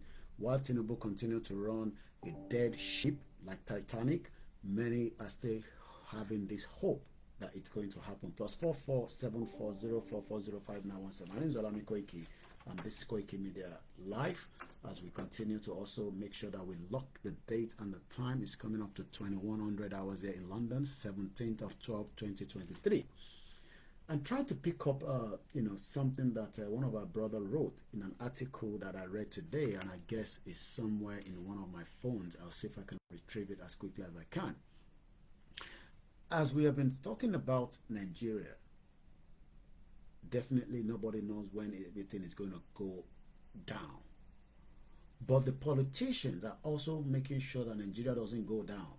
So how do we, have these conversation both with the politicians in the East, the politicians in the South? Because these politicians are all working. When people say, don't work with the Biafrans, and I laugh, because when these politicians are in the Senate, they work together. They don't care whether they're Igbos, they're Hausa, they're Fulani. They work together against us. And this is something that we got to change the tactics as well. We got to work against them as well in one unity. Because when people say, no, we don't want to work with the Biafra because their own tactics is different from our own. But these, corrupt, buffoon politicians that have kept our people to live in this Islamic country, that even David Cameron invited Nigeria under an Islamic country. I'm sure some of you say it is in their website. The question then is, what do we do to make sure that the same traction, there's a traction going on in Nigeria now, and that traction is on the Biafra alone. The Yorubas are not getting the traction, is because maybe we are not doing what needs to be done. Maybe we are not projecting ourselves out there since Tinubu came to power, which a lot of people have said, even though I might say it is completely false. But we know that not all Yorubas want the kind of what we did during Buhari. They are trying to say, let us try not to do like Buhari, or let us, and I am getting worried because I said it a month ago, precisely in one of my broadcasts. It was a full broadcast. I was very serious, and I said, if Tinubu leaves government and the next Fulani man comes in, they will fight us and they will make sure that a lot of us are probably killed, and that will eventually lead to another civil war. We can stop it now by not just engaging Tinubu, by putting pressure on him and his government. Shout out to my sister Wura_Yoruba. We can be on the Twitter space from now till 2027, 2031. It will not break Nigeria. And I'm not joking. And I want to try and say, bear with me, those of you on the TikTok. I want to bring in what my brother says, Kayode Emola. It was a very powerful one. I hope I will find it in time, because he said a lot of things in one of his articles. But I'm asking again, what do we do to make sure that we change the narratives? Changing the narratives is something that has to happen, between us and them. The politicians are now fully aware of campaign for people to break the minds of others. Probably leave that because I don't know where it is exactly right now. So the politicians are very smart. They're very, very smart individuals. What they are doing right now to our people is saying, don't worry, don't listen to Simon Ekpa, don't listen to Sunday Igboho, don't listen to Baba Kitoye. These are people that hate Nigeria. They are literally using our people against us. How do we fight back to make sure that our people will be on our side? Is it by feeding them? Is it by providing security for them? Many Yoruba parts as well is in danger, even though I say we don't have the kind of money that the politicians have. They have stolen so much and they are now not spending. They are saving money for the next election. Do we need money? Some people say, yes, you're going to need money. You know, if you're going to do this kind of movement, you need a lot of money. Some say it is not just money, you need to put the structure in place. A lot of us say we need action. I don't want us to break it down, you know, because sometimes, you know, because we are very, you know, the Yorubas don't like talking the way, you know, maybe the Biafras talk. You know, the Biafras are ready. When they say woto woto, they know what woto woto means. But the Yorubas, when we say action, who are we putting the action on? Is it the Nigerian government? Because remember why there is a lot of woto woto, the autopilot in the southeast, is because that side is well militarized. And if I'm right, I think we have the Biafrans that are right here listening. They might be able to tell us a little bit of what is happening there. In the southwest of Yoruba today, I don't think we see this military present as it's happening in the southeast.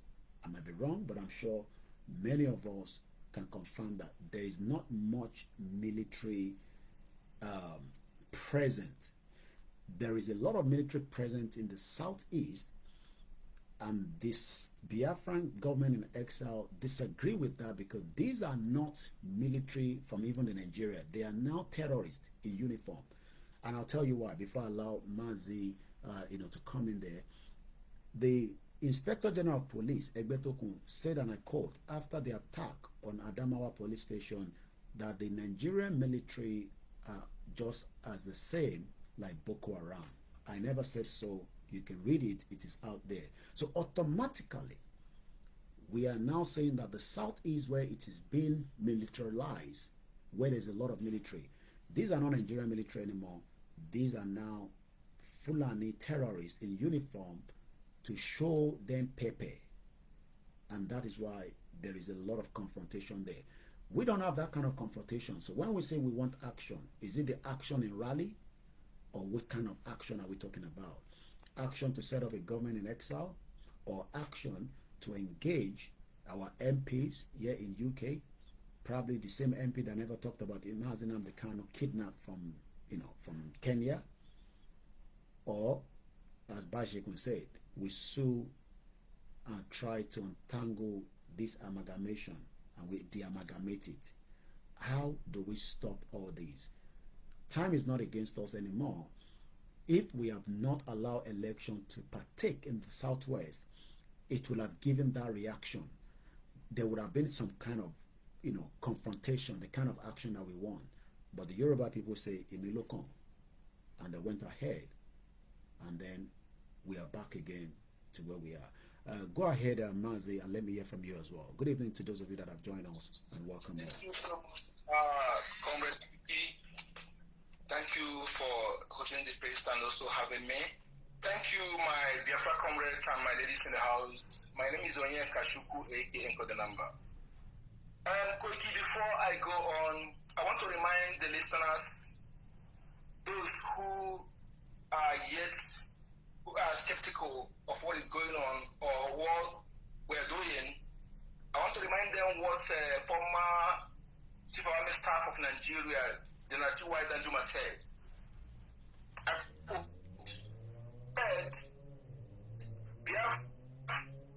Nigerian military are colluding with the terrorists. They cover them. They facilitate their movements. If you are waiting for them to protect you, you will all die. It may not be verbatim, but but many of us have seen the video. What he said is what we have been saying many years. They tell you they are repentant Boko Haram and they are giving uniform. They are in the east.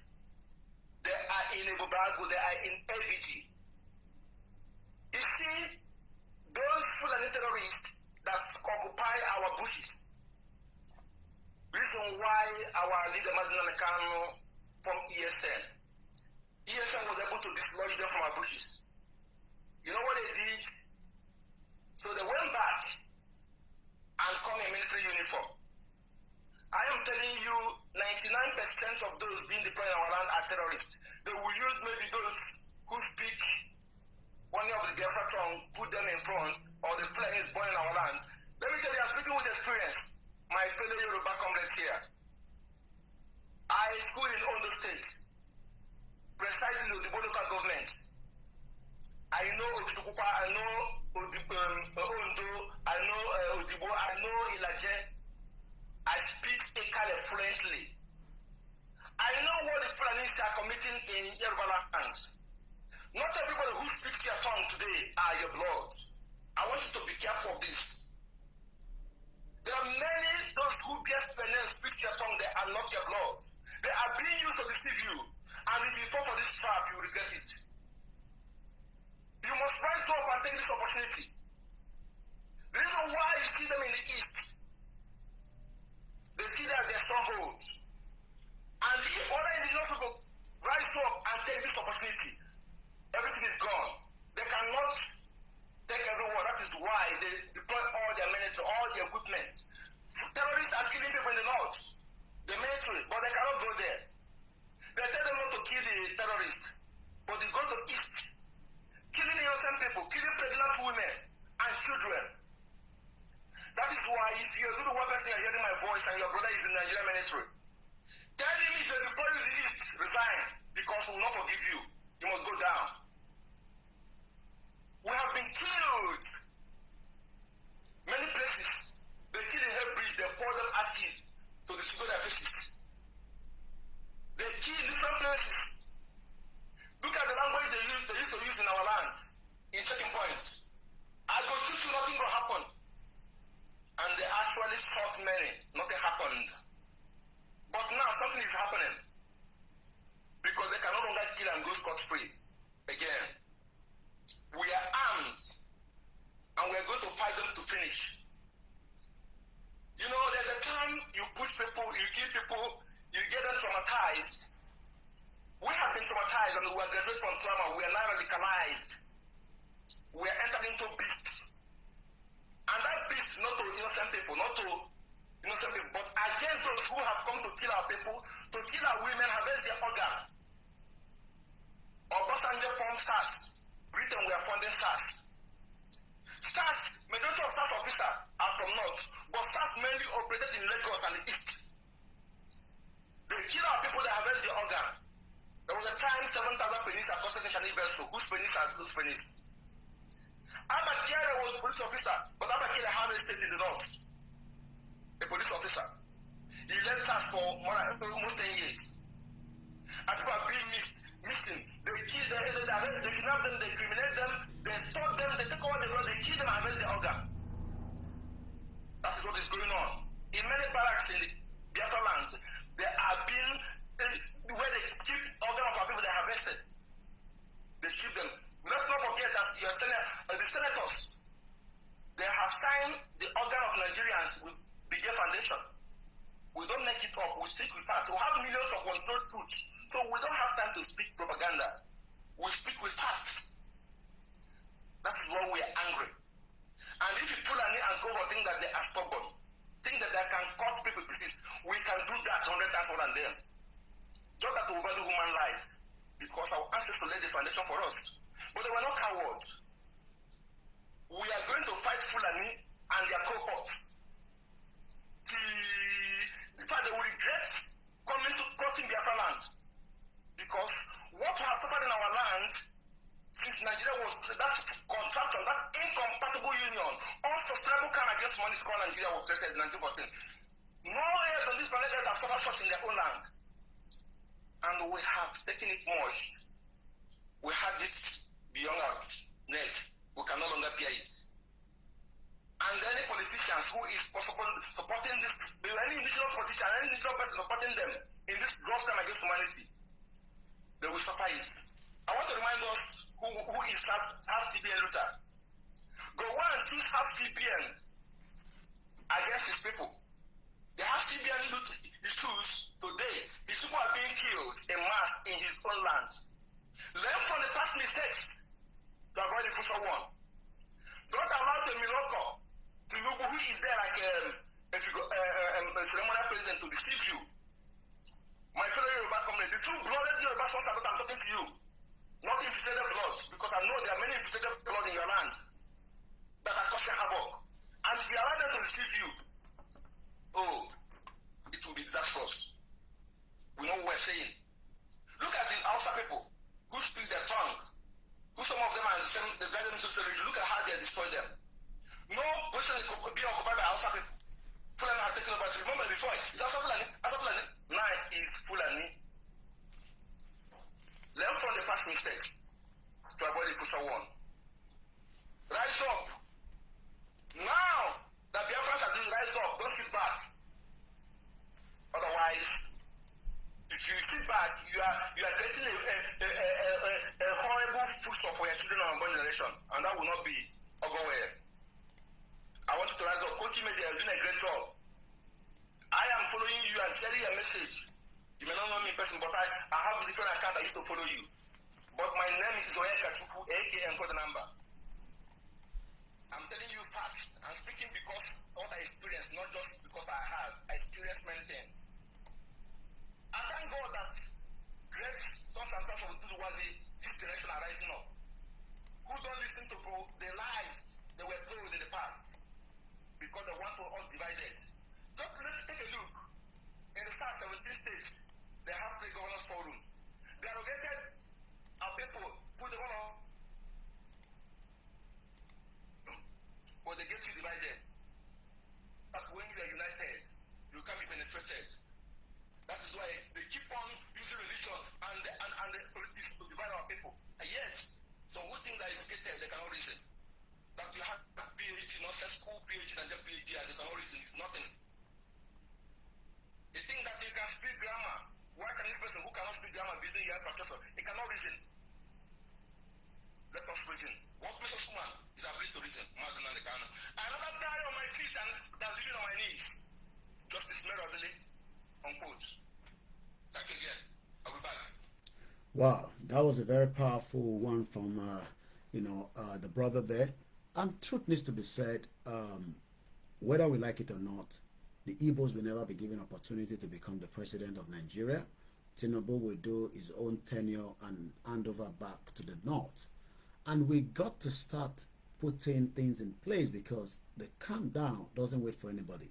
Yes, as the Biafrans are making their headway, we are also saying now that the Yorubas that are thinking that Tinubu is the master of the game. He knows the game. This is what they keep telling us. Tinubu knows the game very well, and he will put those games, it will end Nigeria, and everybody will go their separate ways. I have said it and I say it again. I don't believe it, and I don't agree that Tinubu is going to do that. We would have to do what needs to be done. I'm going to bring our Bishop in before I allow the next two requests. Bear with us. Our Bishop has been trying to get through. You can also call into the program. We can hear your views. There's a lot of comment coming through on this comment. Sister Booki, I'm going to bring you back in just about a few minutes. Let's go straight to Lagos to hear from Bishop. Go ahead, Bishop. You have the first 5 minutes, and I'm going to stop you if I think you are going too far. Go ahead. Thank you very much, Koiki. Yeah. What I just want to say is just like some other comments saying there's no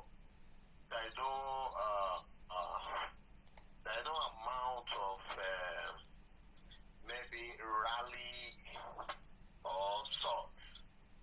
Try to do rally, come out, let's do rally in that will make us achieve what we want, that will break Nigeria.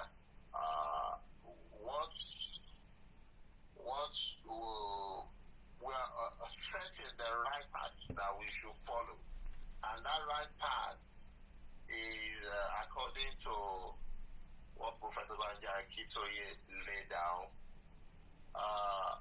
Ojú ọ̀run tẹ́yẹ fò láì fara kanra. What Nigeria relied on is the military, and that militia angle is where the Biafrans are set. They are ready for them on that angle. But the truth to be told is, in that militia angle, Yoruba is not set. But there are many ways to kill an elephant. All other, what makes a country is the economy functionality. Are you hearing me? Loud and clear. The economic functionality. Now, from outside, now the Yoruba effort and teamwork, I don't want to say it over, but can break down the economic functionality. That's why you are seeing Nigeria economic crumbling. Nigeria is falling. That's the meaning. The currency is the strength of the value of economy of a nation. The currency is on the free fall. Naira is on the free fall. There are some central banks or some country banks now that are not even accepting Naira. Even common PayPal doesn't even accept Naira. That's common PayPal. Now, it shows Nigeria is gone. It's going. Economically, it's destroyed. Now, companies are leaving Nigeria. Last month now, this company that they are one of the major companies that during the time of Awolowo that came here. They produce Bonvita. They are the one in production of Mr. Pitt. That is, I just forget their name now. Leventis. Conglomerate, not Leventis. Something but sorry to say, they've left Nigeria now. They've left Nigeria. A company that has like 6 different companies under them closed up. Do you tell and this company have branches all over Nigeria? They closed up and went to Ghana. And there are 3 others that closed up with them like that. Different companies like that. Now, that is a sign that Nigeria is going down. Because when a country exists and there are businesses operating and paying tax to the government of the country, that's what made that country a country. Because it's any revenue giving enabling environment for business to thrive with its authority. But when that is going off from the hand of that government, the government is losing its ground. It's no more. So Nigeria is falling. From the economic side, Nigeria is falling. It's gone. You see the president begging companies not to leave. You see the president going outside, wooing investors to come and telling them, we will waive this for you. We will help you. It's not because Nigeria is gone. So there are many other aspects to prove Nigeria is gone. But where people always focus on is that militia aspect.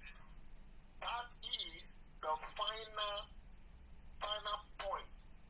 So don't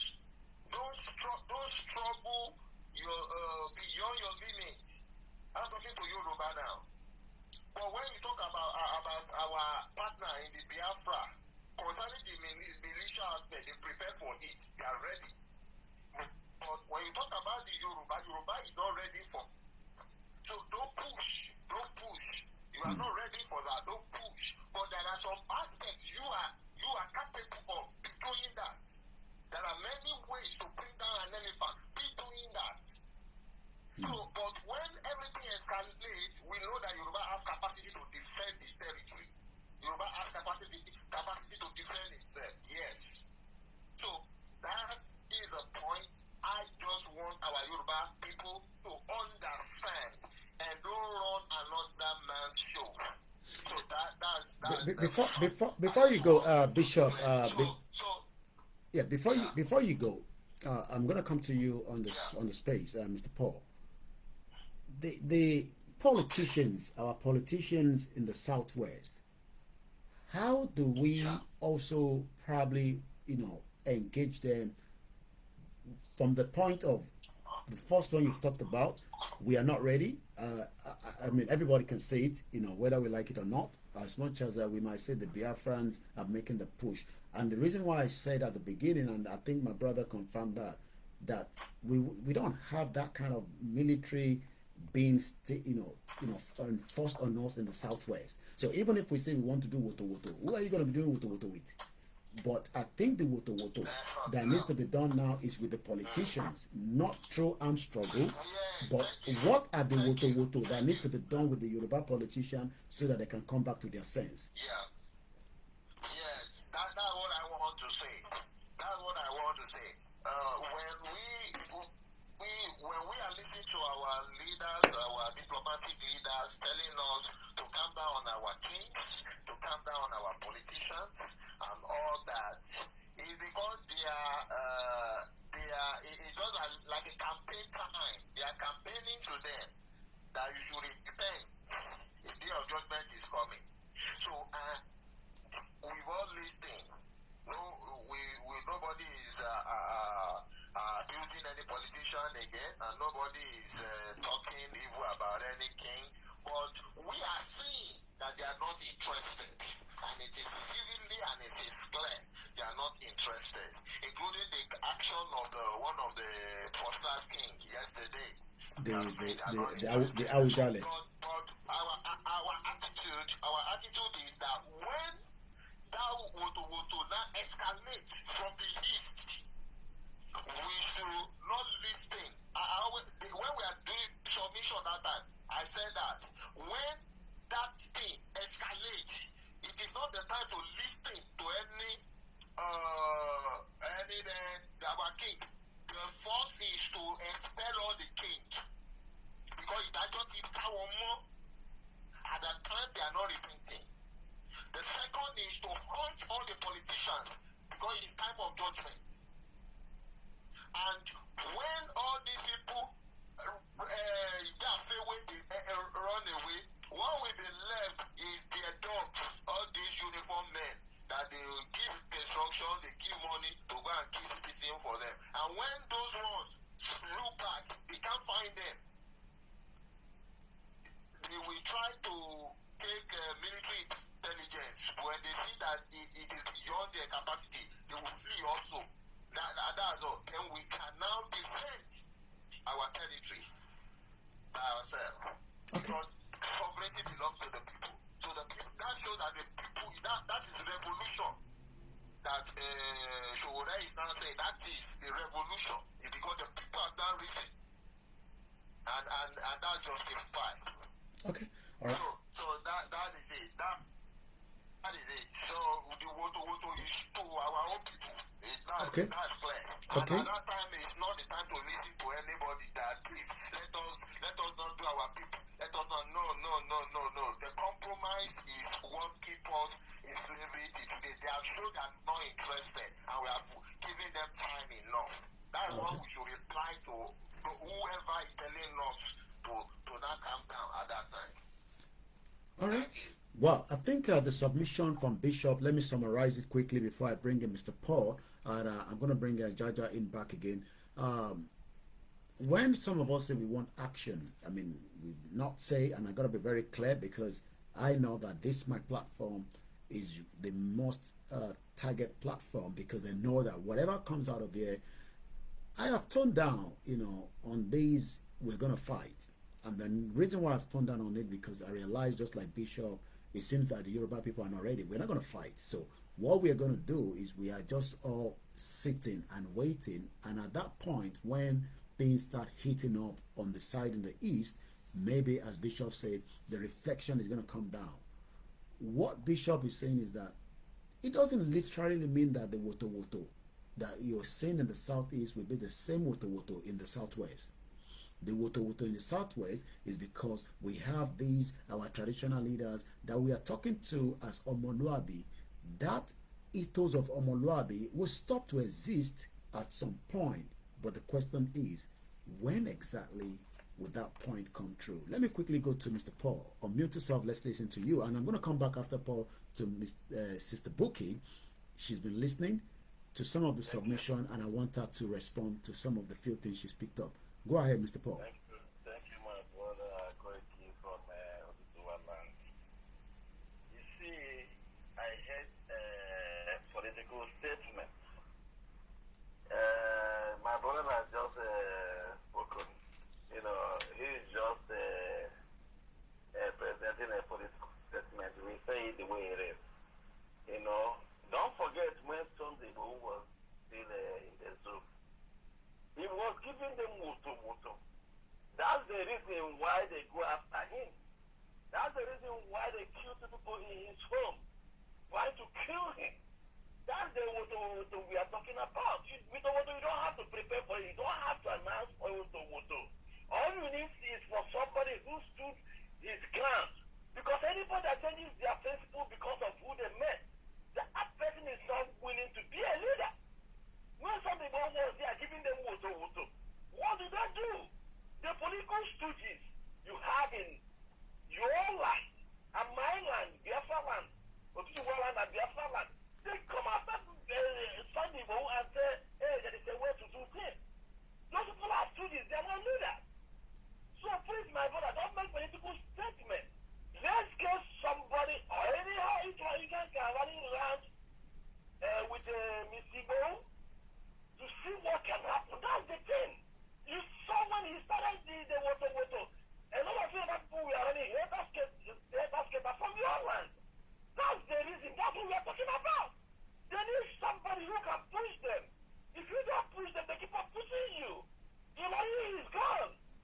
It's your land. But Fulani has taken over Ilori. So let's forget about this political statement. Let's not talk about these students known as a political elite. They are not elite. They have been appointed. That's why you see them doing what they are doing. Understand? And as we speak now, Nigeria is a failed state. Don't allow anybody to deceive you or Tinubu knows how to play the game. Okay? That he's going to do magic. There is no magic he will do in Nigeria. Tinubu is corrupt, my friend. Tinubu has a drug case in the United States. He forfeited $460,000 US. Understand? And what he's doing, he's not clean. He's a drug baron. That's why because Nigeria is a British business company, that's why they are using him to be able to the country they created to be there. Have you seen anybody in Africa go in anywhere to create any state for them? The answer is no. That's why they enforce him in there to protect their interests. That's what we are talking about. That's why you see the killing going on. Because they use the gun to intimidate you. The only way to get out of the situation is to use the same gun they are using to intimidate you. Because Nigeria doesn't have any government. They have government. They use guns to intimidate people into submission. But instead to carry the gun, that's when they will listen to you. Then now the Nigerian government is saying, Biafra, we want non-kinetic approach to this situation. It's because the same thing they have, we have it to defend ourselves. Self-defense is enshrined in the United Nations Charter. When you are being pushed to the wall, you defend yourself. There is no crime in self-defense. They can't just walk down to their balance and slaughter as they used to slaughter before. Now we say no, enough is enough. We are picking up the same thing they use to intimidate us. That's why you hear them, oh, let's come to the table. If we have not picking up the same arm they used to kill us, and we are giving them woto, then we don't say, let's come to the table and sort out our differences. Understand? Nigeria was forcefully created, forcefully amalgamated, forcefully use a military decree under Nigerian constitution that says we, the people of Nigeria, we and you vote of aid, we never consent to that fraud. The same way Nigeria was forcefully, INEC imposed Bola Ahmed Tinubu as the president without the mandate of the people. So because it's a business, that's why they're doing what they are doing. So it's not left for you, Yoruba people, to say enough is enough. Understand? If you keep quiet, they'll keep on killing you. Look at the Southern Kaduna people. They kill upon here. Who are the people doing that? The owners of Nigeria. The people, if you watch what Harold Smith said, he was a British Labour minister in Nigeria who reads the fourth census of Nigeria in favor of the North because he said they look after their friends. Okay? They read the same census, fourth census of Nigeria because they look after their friends. That's exactly what is going on. That's the same way they rig. Every election in Nigeria has been rigged. Nobody in power in Nigeria today that has the mandate of the people to lead them. That's why you see the killing going on. That's why when their master from Asura do anything, the governments are handicapped because they are stupid. They can do anything. So these are the facts. You know, we need to stay the way it is. You need to rise up, otherwise they will take over your life. I will leave it here because of time. Another talk. Thank you very much. Wow, thank you so much. And we're very pressed with time because I'm going to be in another meeting, so at 10 o'clock UK time, so I have just about 20 minutes to manage the rest of the program. I know there's a hand up. I'm going to come to you, Mazi, to also put in maybe your last submission. Sister Booki, you've listened to you know the point from different angle. Mine again is, do we engage, like somebody says there on TikTok, should we engage the Yoruba politicians? Maybe that will be the pressure cooker that we got to start telling them that we will not allow or tolerate any more election, because it seems that they are still putting the narrative to our people that election is the good way, even though they know that election is not going to work. You need to go and listen to, Fayemi, the former Ekiti State Governor. Every single one of them knows that election cannot solve the problem, but they're trying to slow down the situation room for their own selfish interests. What should we do as we go into 2024, especially with the Yoruba politician? If you're still there, Sister Booki, let me hear from you. And like I say, we just have 20 minutes, but we will try and manage the rest of the minutes. Go ahead. Yes, good evening, good afternoon, good morning, everyone. It's great to have you here, and I have been listening attentively. Like I said, there are several ways to skin a cat. I am still against anything to do with violence. We can get our sovereignty via peaceful protest, but that protest has to be strategically planned.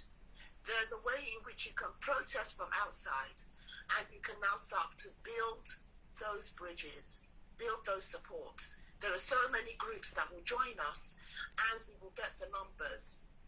I think if we can start planning that protest, that strategic protest, that campaign, in our diaspora location, so we work from outside in, I can tell you that these politicians will now be forced to come to a negotiating table, because now we are working on an international platform. That is the only way I can see that this is going to work. And then we can now start to plan for the inside of our Yoruba land, i.e., do we want to start, developing projects like farming, youth projects, like training in AI. All these things are things that we should be doing inside our land, just to even start building our land. that is we are, asking for this for ourselves, the self-determination. I think we should start doing projects inside Yoruba land.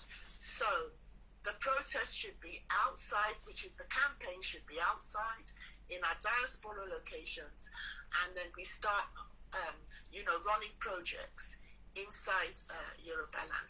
This is the way that we should go. By the time we start running those projects inside Yoruba land, there will not be anyone that will want to go and vote for any APC or PDP or any obedient, because they will realize that, okay, since we're now giving the people what they actually want, and we're now asking for that sovereignty, and we are able to deliver that sovereignty via the projects that we will be running, then why would they want to go and vote for people that are lying to them? So we really need to plan this thing well, and I think we can do it within the next. We only have at least 2 years actually to do this. If we put our minds to it, we how we Yoruba people are. If we really put our mind to it, I think that it can be done. With that, I yield the mic. Wow, another very powerful one there. I go straight to Mazi there. I think that I can see the Jimo. Let me allow Jimo to come through first. Okay. It's good the way you want to do it. And what we are saying is this: we are not saying you should go to what you are not prepared to do. I understand. I really understand. But you must also be preparing the minds of your youth. You have to be preparing their mindsets. Because let me tell you, mind war, when you are defeated mentally, it will be defeated physically. These people are playing mind games so much. I want you to understand that your politicians, if you're expecting them to stand for you, you stand that kingdom come. There has been compromise. Let me tell you, why is it that whenever they want to do election in Nigeria, they will not allow you to vote in the primary? They will only select who they like, allow you to vote general. You don't see in the US, aren't they voting for the primary? Because they want to choose the criminals, those they will control, those they will do their billings. Britain, US, those who have the interest, who want you to remain virtually enslaved in their business center called Nigeria. They will choose those they will use. That is why they always choose criminals. Nobody, I want to tell you, put it to you, no governor in Nigeria, no senator, no president that without criminal records. They are all criminals. And again, they are news, they are wearing papas. They made them to swear allegiance to the caliphate. So it's the same thing to they have bastardized our traditional stools. They have destroyed our building and destroyed our traditional stools. Those Oba, some of them, if you put, why are they against the database system, which go along with DNA test to check some background checks? Because they know some of those who are representing you are not your blood. Same thing in the East. This is what we're supposed to understand. If you are looking for them to speak for you, you will wait forever. So please, whatever you are doing, if you love your children, if you don't want your wife to be raped in your presence, your daughter to be raped in your presence, your son to be given to sleep and sleep in your presence, or when you come back, you pay tax in your own ancestral land. You have to be doing something. Okay? We Biafrans have paid the biggest price. That is why we rise up. We have decided to die for our children, for them not to suffer what has suffered in the midst of modern abundance. Our people are being frustrated in those hundred crimes that cannot be traced to our ancestors. That is why we rise up. We can't force you to do what, but any way you can, you must be prepared. Don't think that Fulani is your friend or those who are representing you care about your iota. If you love your children, you have to rise up. That's what I want to add here right now. Thank you so much. Again, we're very pressed now with time. I'm going to go straight to the GMO, and let me hear from you, your submission. I'm going to allow Jaja, and that will be it. Because, like I said, 10 o'clock, we're going to wind it down. Let's allow you to hear your own views, and let's see your points you're coming from. Good evening, everybody. good morning, from wherever you might be listening from, rather. Concerning the method that we can use to get our self-determination as Yoruba people, I think we have to be strategic about it. We have to look at long-term and short-term plans. Now, nobody knows when it will come to a reality, but then we must be able to know the approach that we want to use at every given point in time. For me, what I feel that we should be doing is explaining to our people how Nigeria is a colony, how Nigeria is still a colony. That is, how the Fulanis have been put in charge as the gatekeepers of the colony. Not that they themselves are not being colonized, but in exchange for their control and hold of Nigeria, they have been promised that they will expand and dominate other people, like take the lands of other people, and that is what has been happening in the Middle Belt, and I think it's still happening today. And of course, not just in the Middle Belt, in the Southwest and in the Southeast. So explaining these things to our people will help them to understand that in Nigeria, you can only have ethnic groups that are trying to colonize each other. You understand? Trying to dominate each other. And the only way for us to be free is if we everybody stays independent, go our separate ways. I believe that if we continue to do this, whatever tactic that we might think that is necessary at any point in time will be easier to achieve. If it is violence or self-defense or whatever means that we might need to, that might be needed at any point in time, these things will be easier when our people are educated and they understand what is going on. Like the fallout, the success, how to go about it will be easier when our people understand what is going on. And I also want to make a point that for us nationalists, a lot of us have not been consistent over time. And the question of consistency also borders on a class analysis. Like some of us don't understand how classes are structured in society. You understand? Because in every society you have classes. You get, and the politicians that we're talking about today, they are just a very small class, and they will continue to betray. Why? Because they're a very small class that has all the resources that are needed. You get, they are the ones.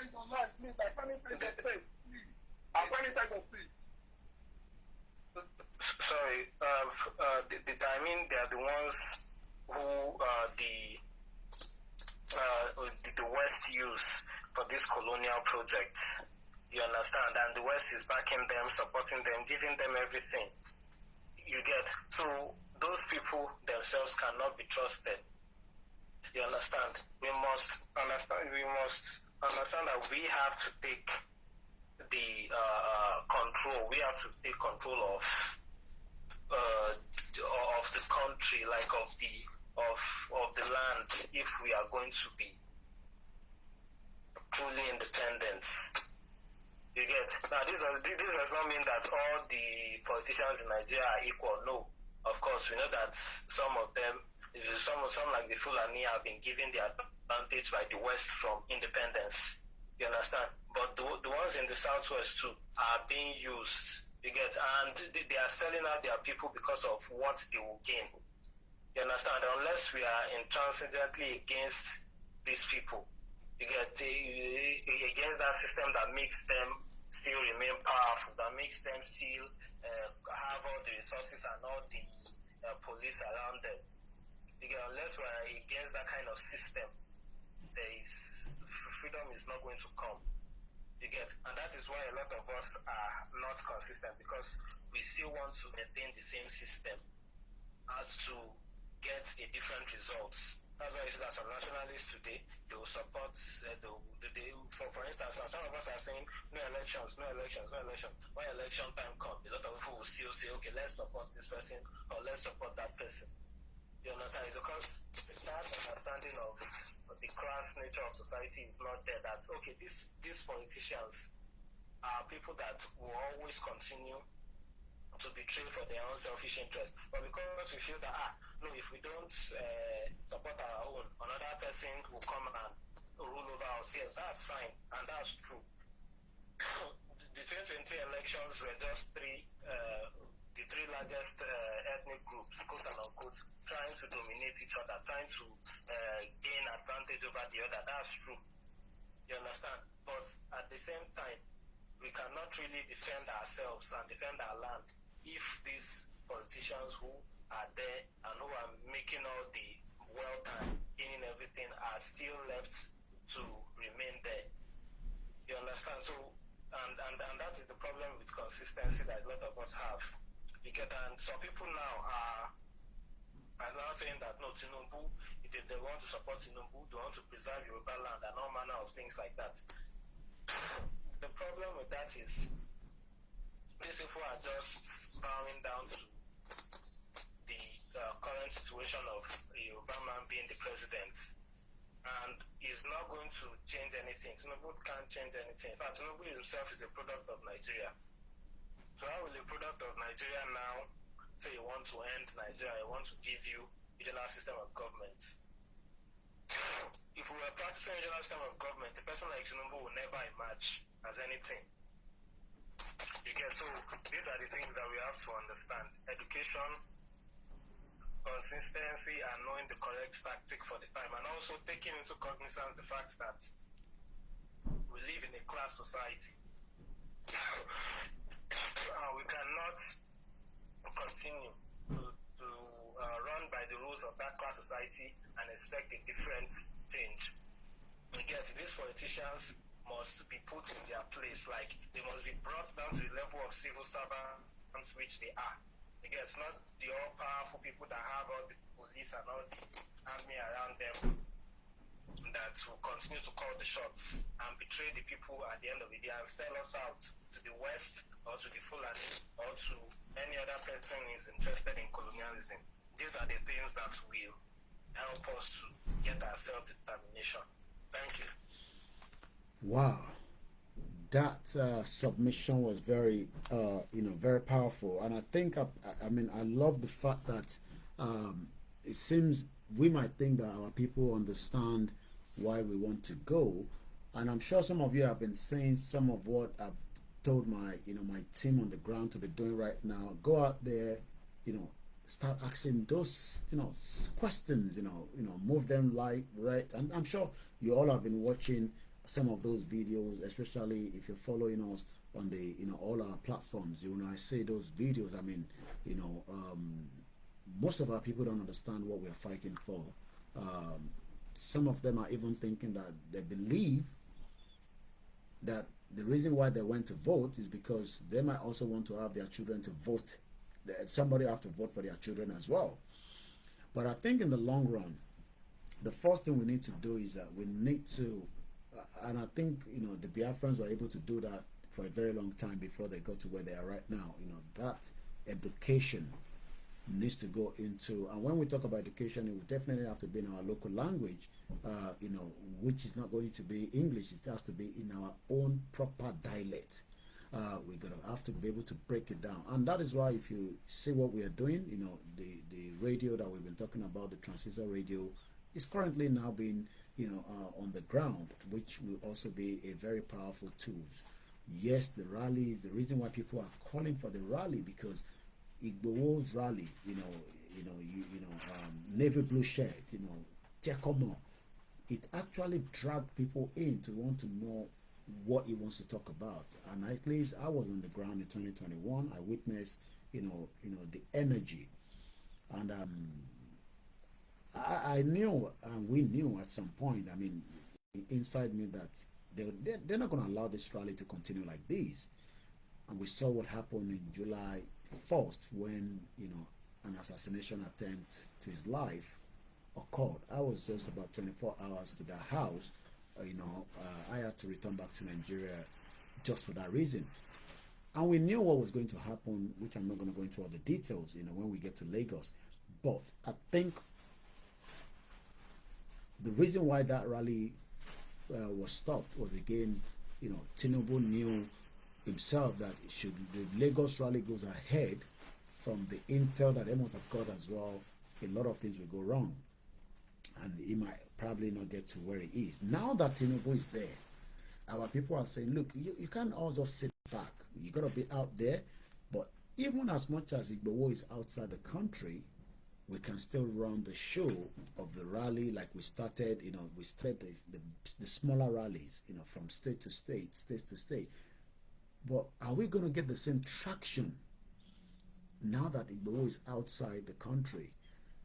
Let's give, in the last month that Igbowo has been out of the country, we can see that I have come out with at least nothing less than maybe 2 statements, especially the Iweleri, that he asked me to come out and give them warning.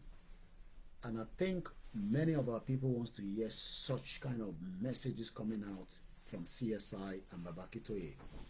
But we also have to remember that there will also be some other ways that we can prepare, so that by 2023, when we give like that, people will be ready to also kick into it. But the last submission was very good. We need more education.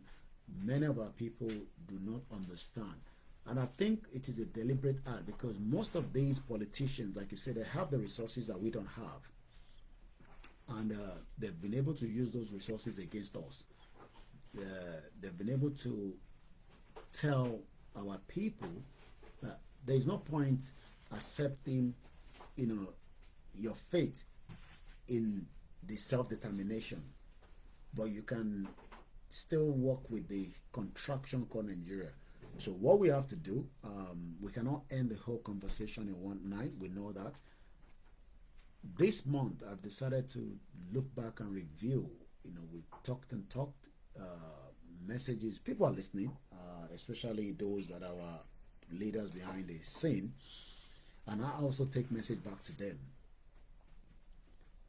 But I said something, and I'm going to say before I go, that there's no way we will say we want Yoruba nation if we don't go back on the grassroots to different corners of Yoruba land, whether we like it or not. How we have to do that is when everybody says that is a fact. That is what is going to make this creation of the awareness. The few times that you've heard about Yoruba nation in the last few weeks is when Igboho speaks. That is when you will hear the local radio talk about Igboho. And also some of them are talking about him, apart from some of us that are outside. I'm not talking about the proper channels, the radio on the grassroots in Nigeria, the media. And as far as we are not doing anything, they're not going to say anything. But when Igboho speaks, they pick on it. How do we manage that? As much as why people were listening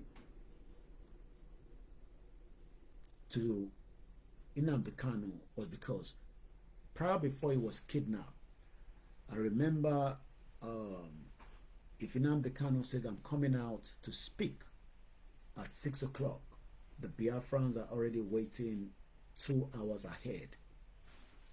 I'm just looking at it from another angle.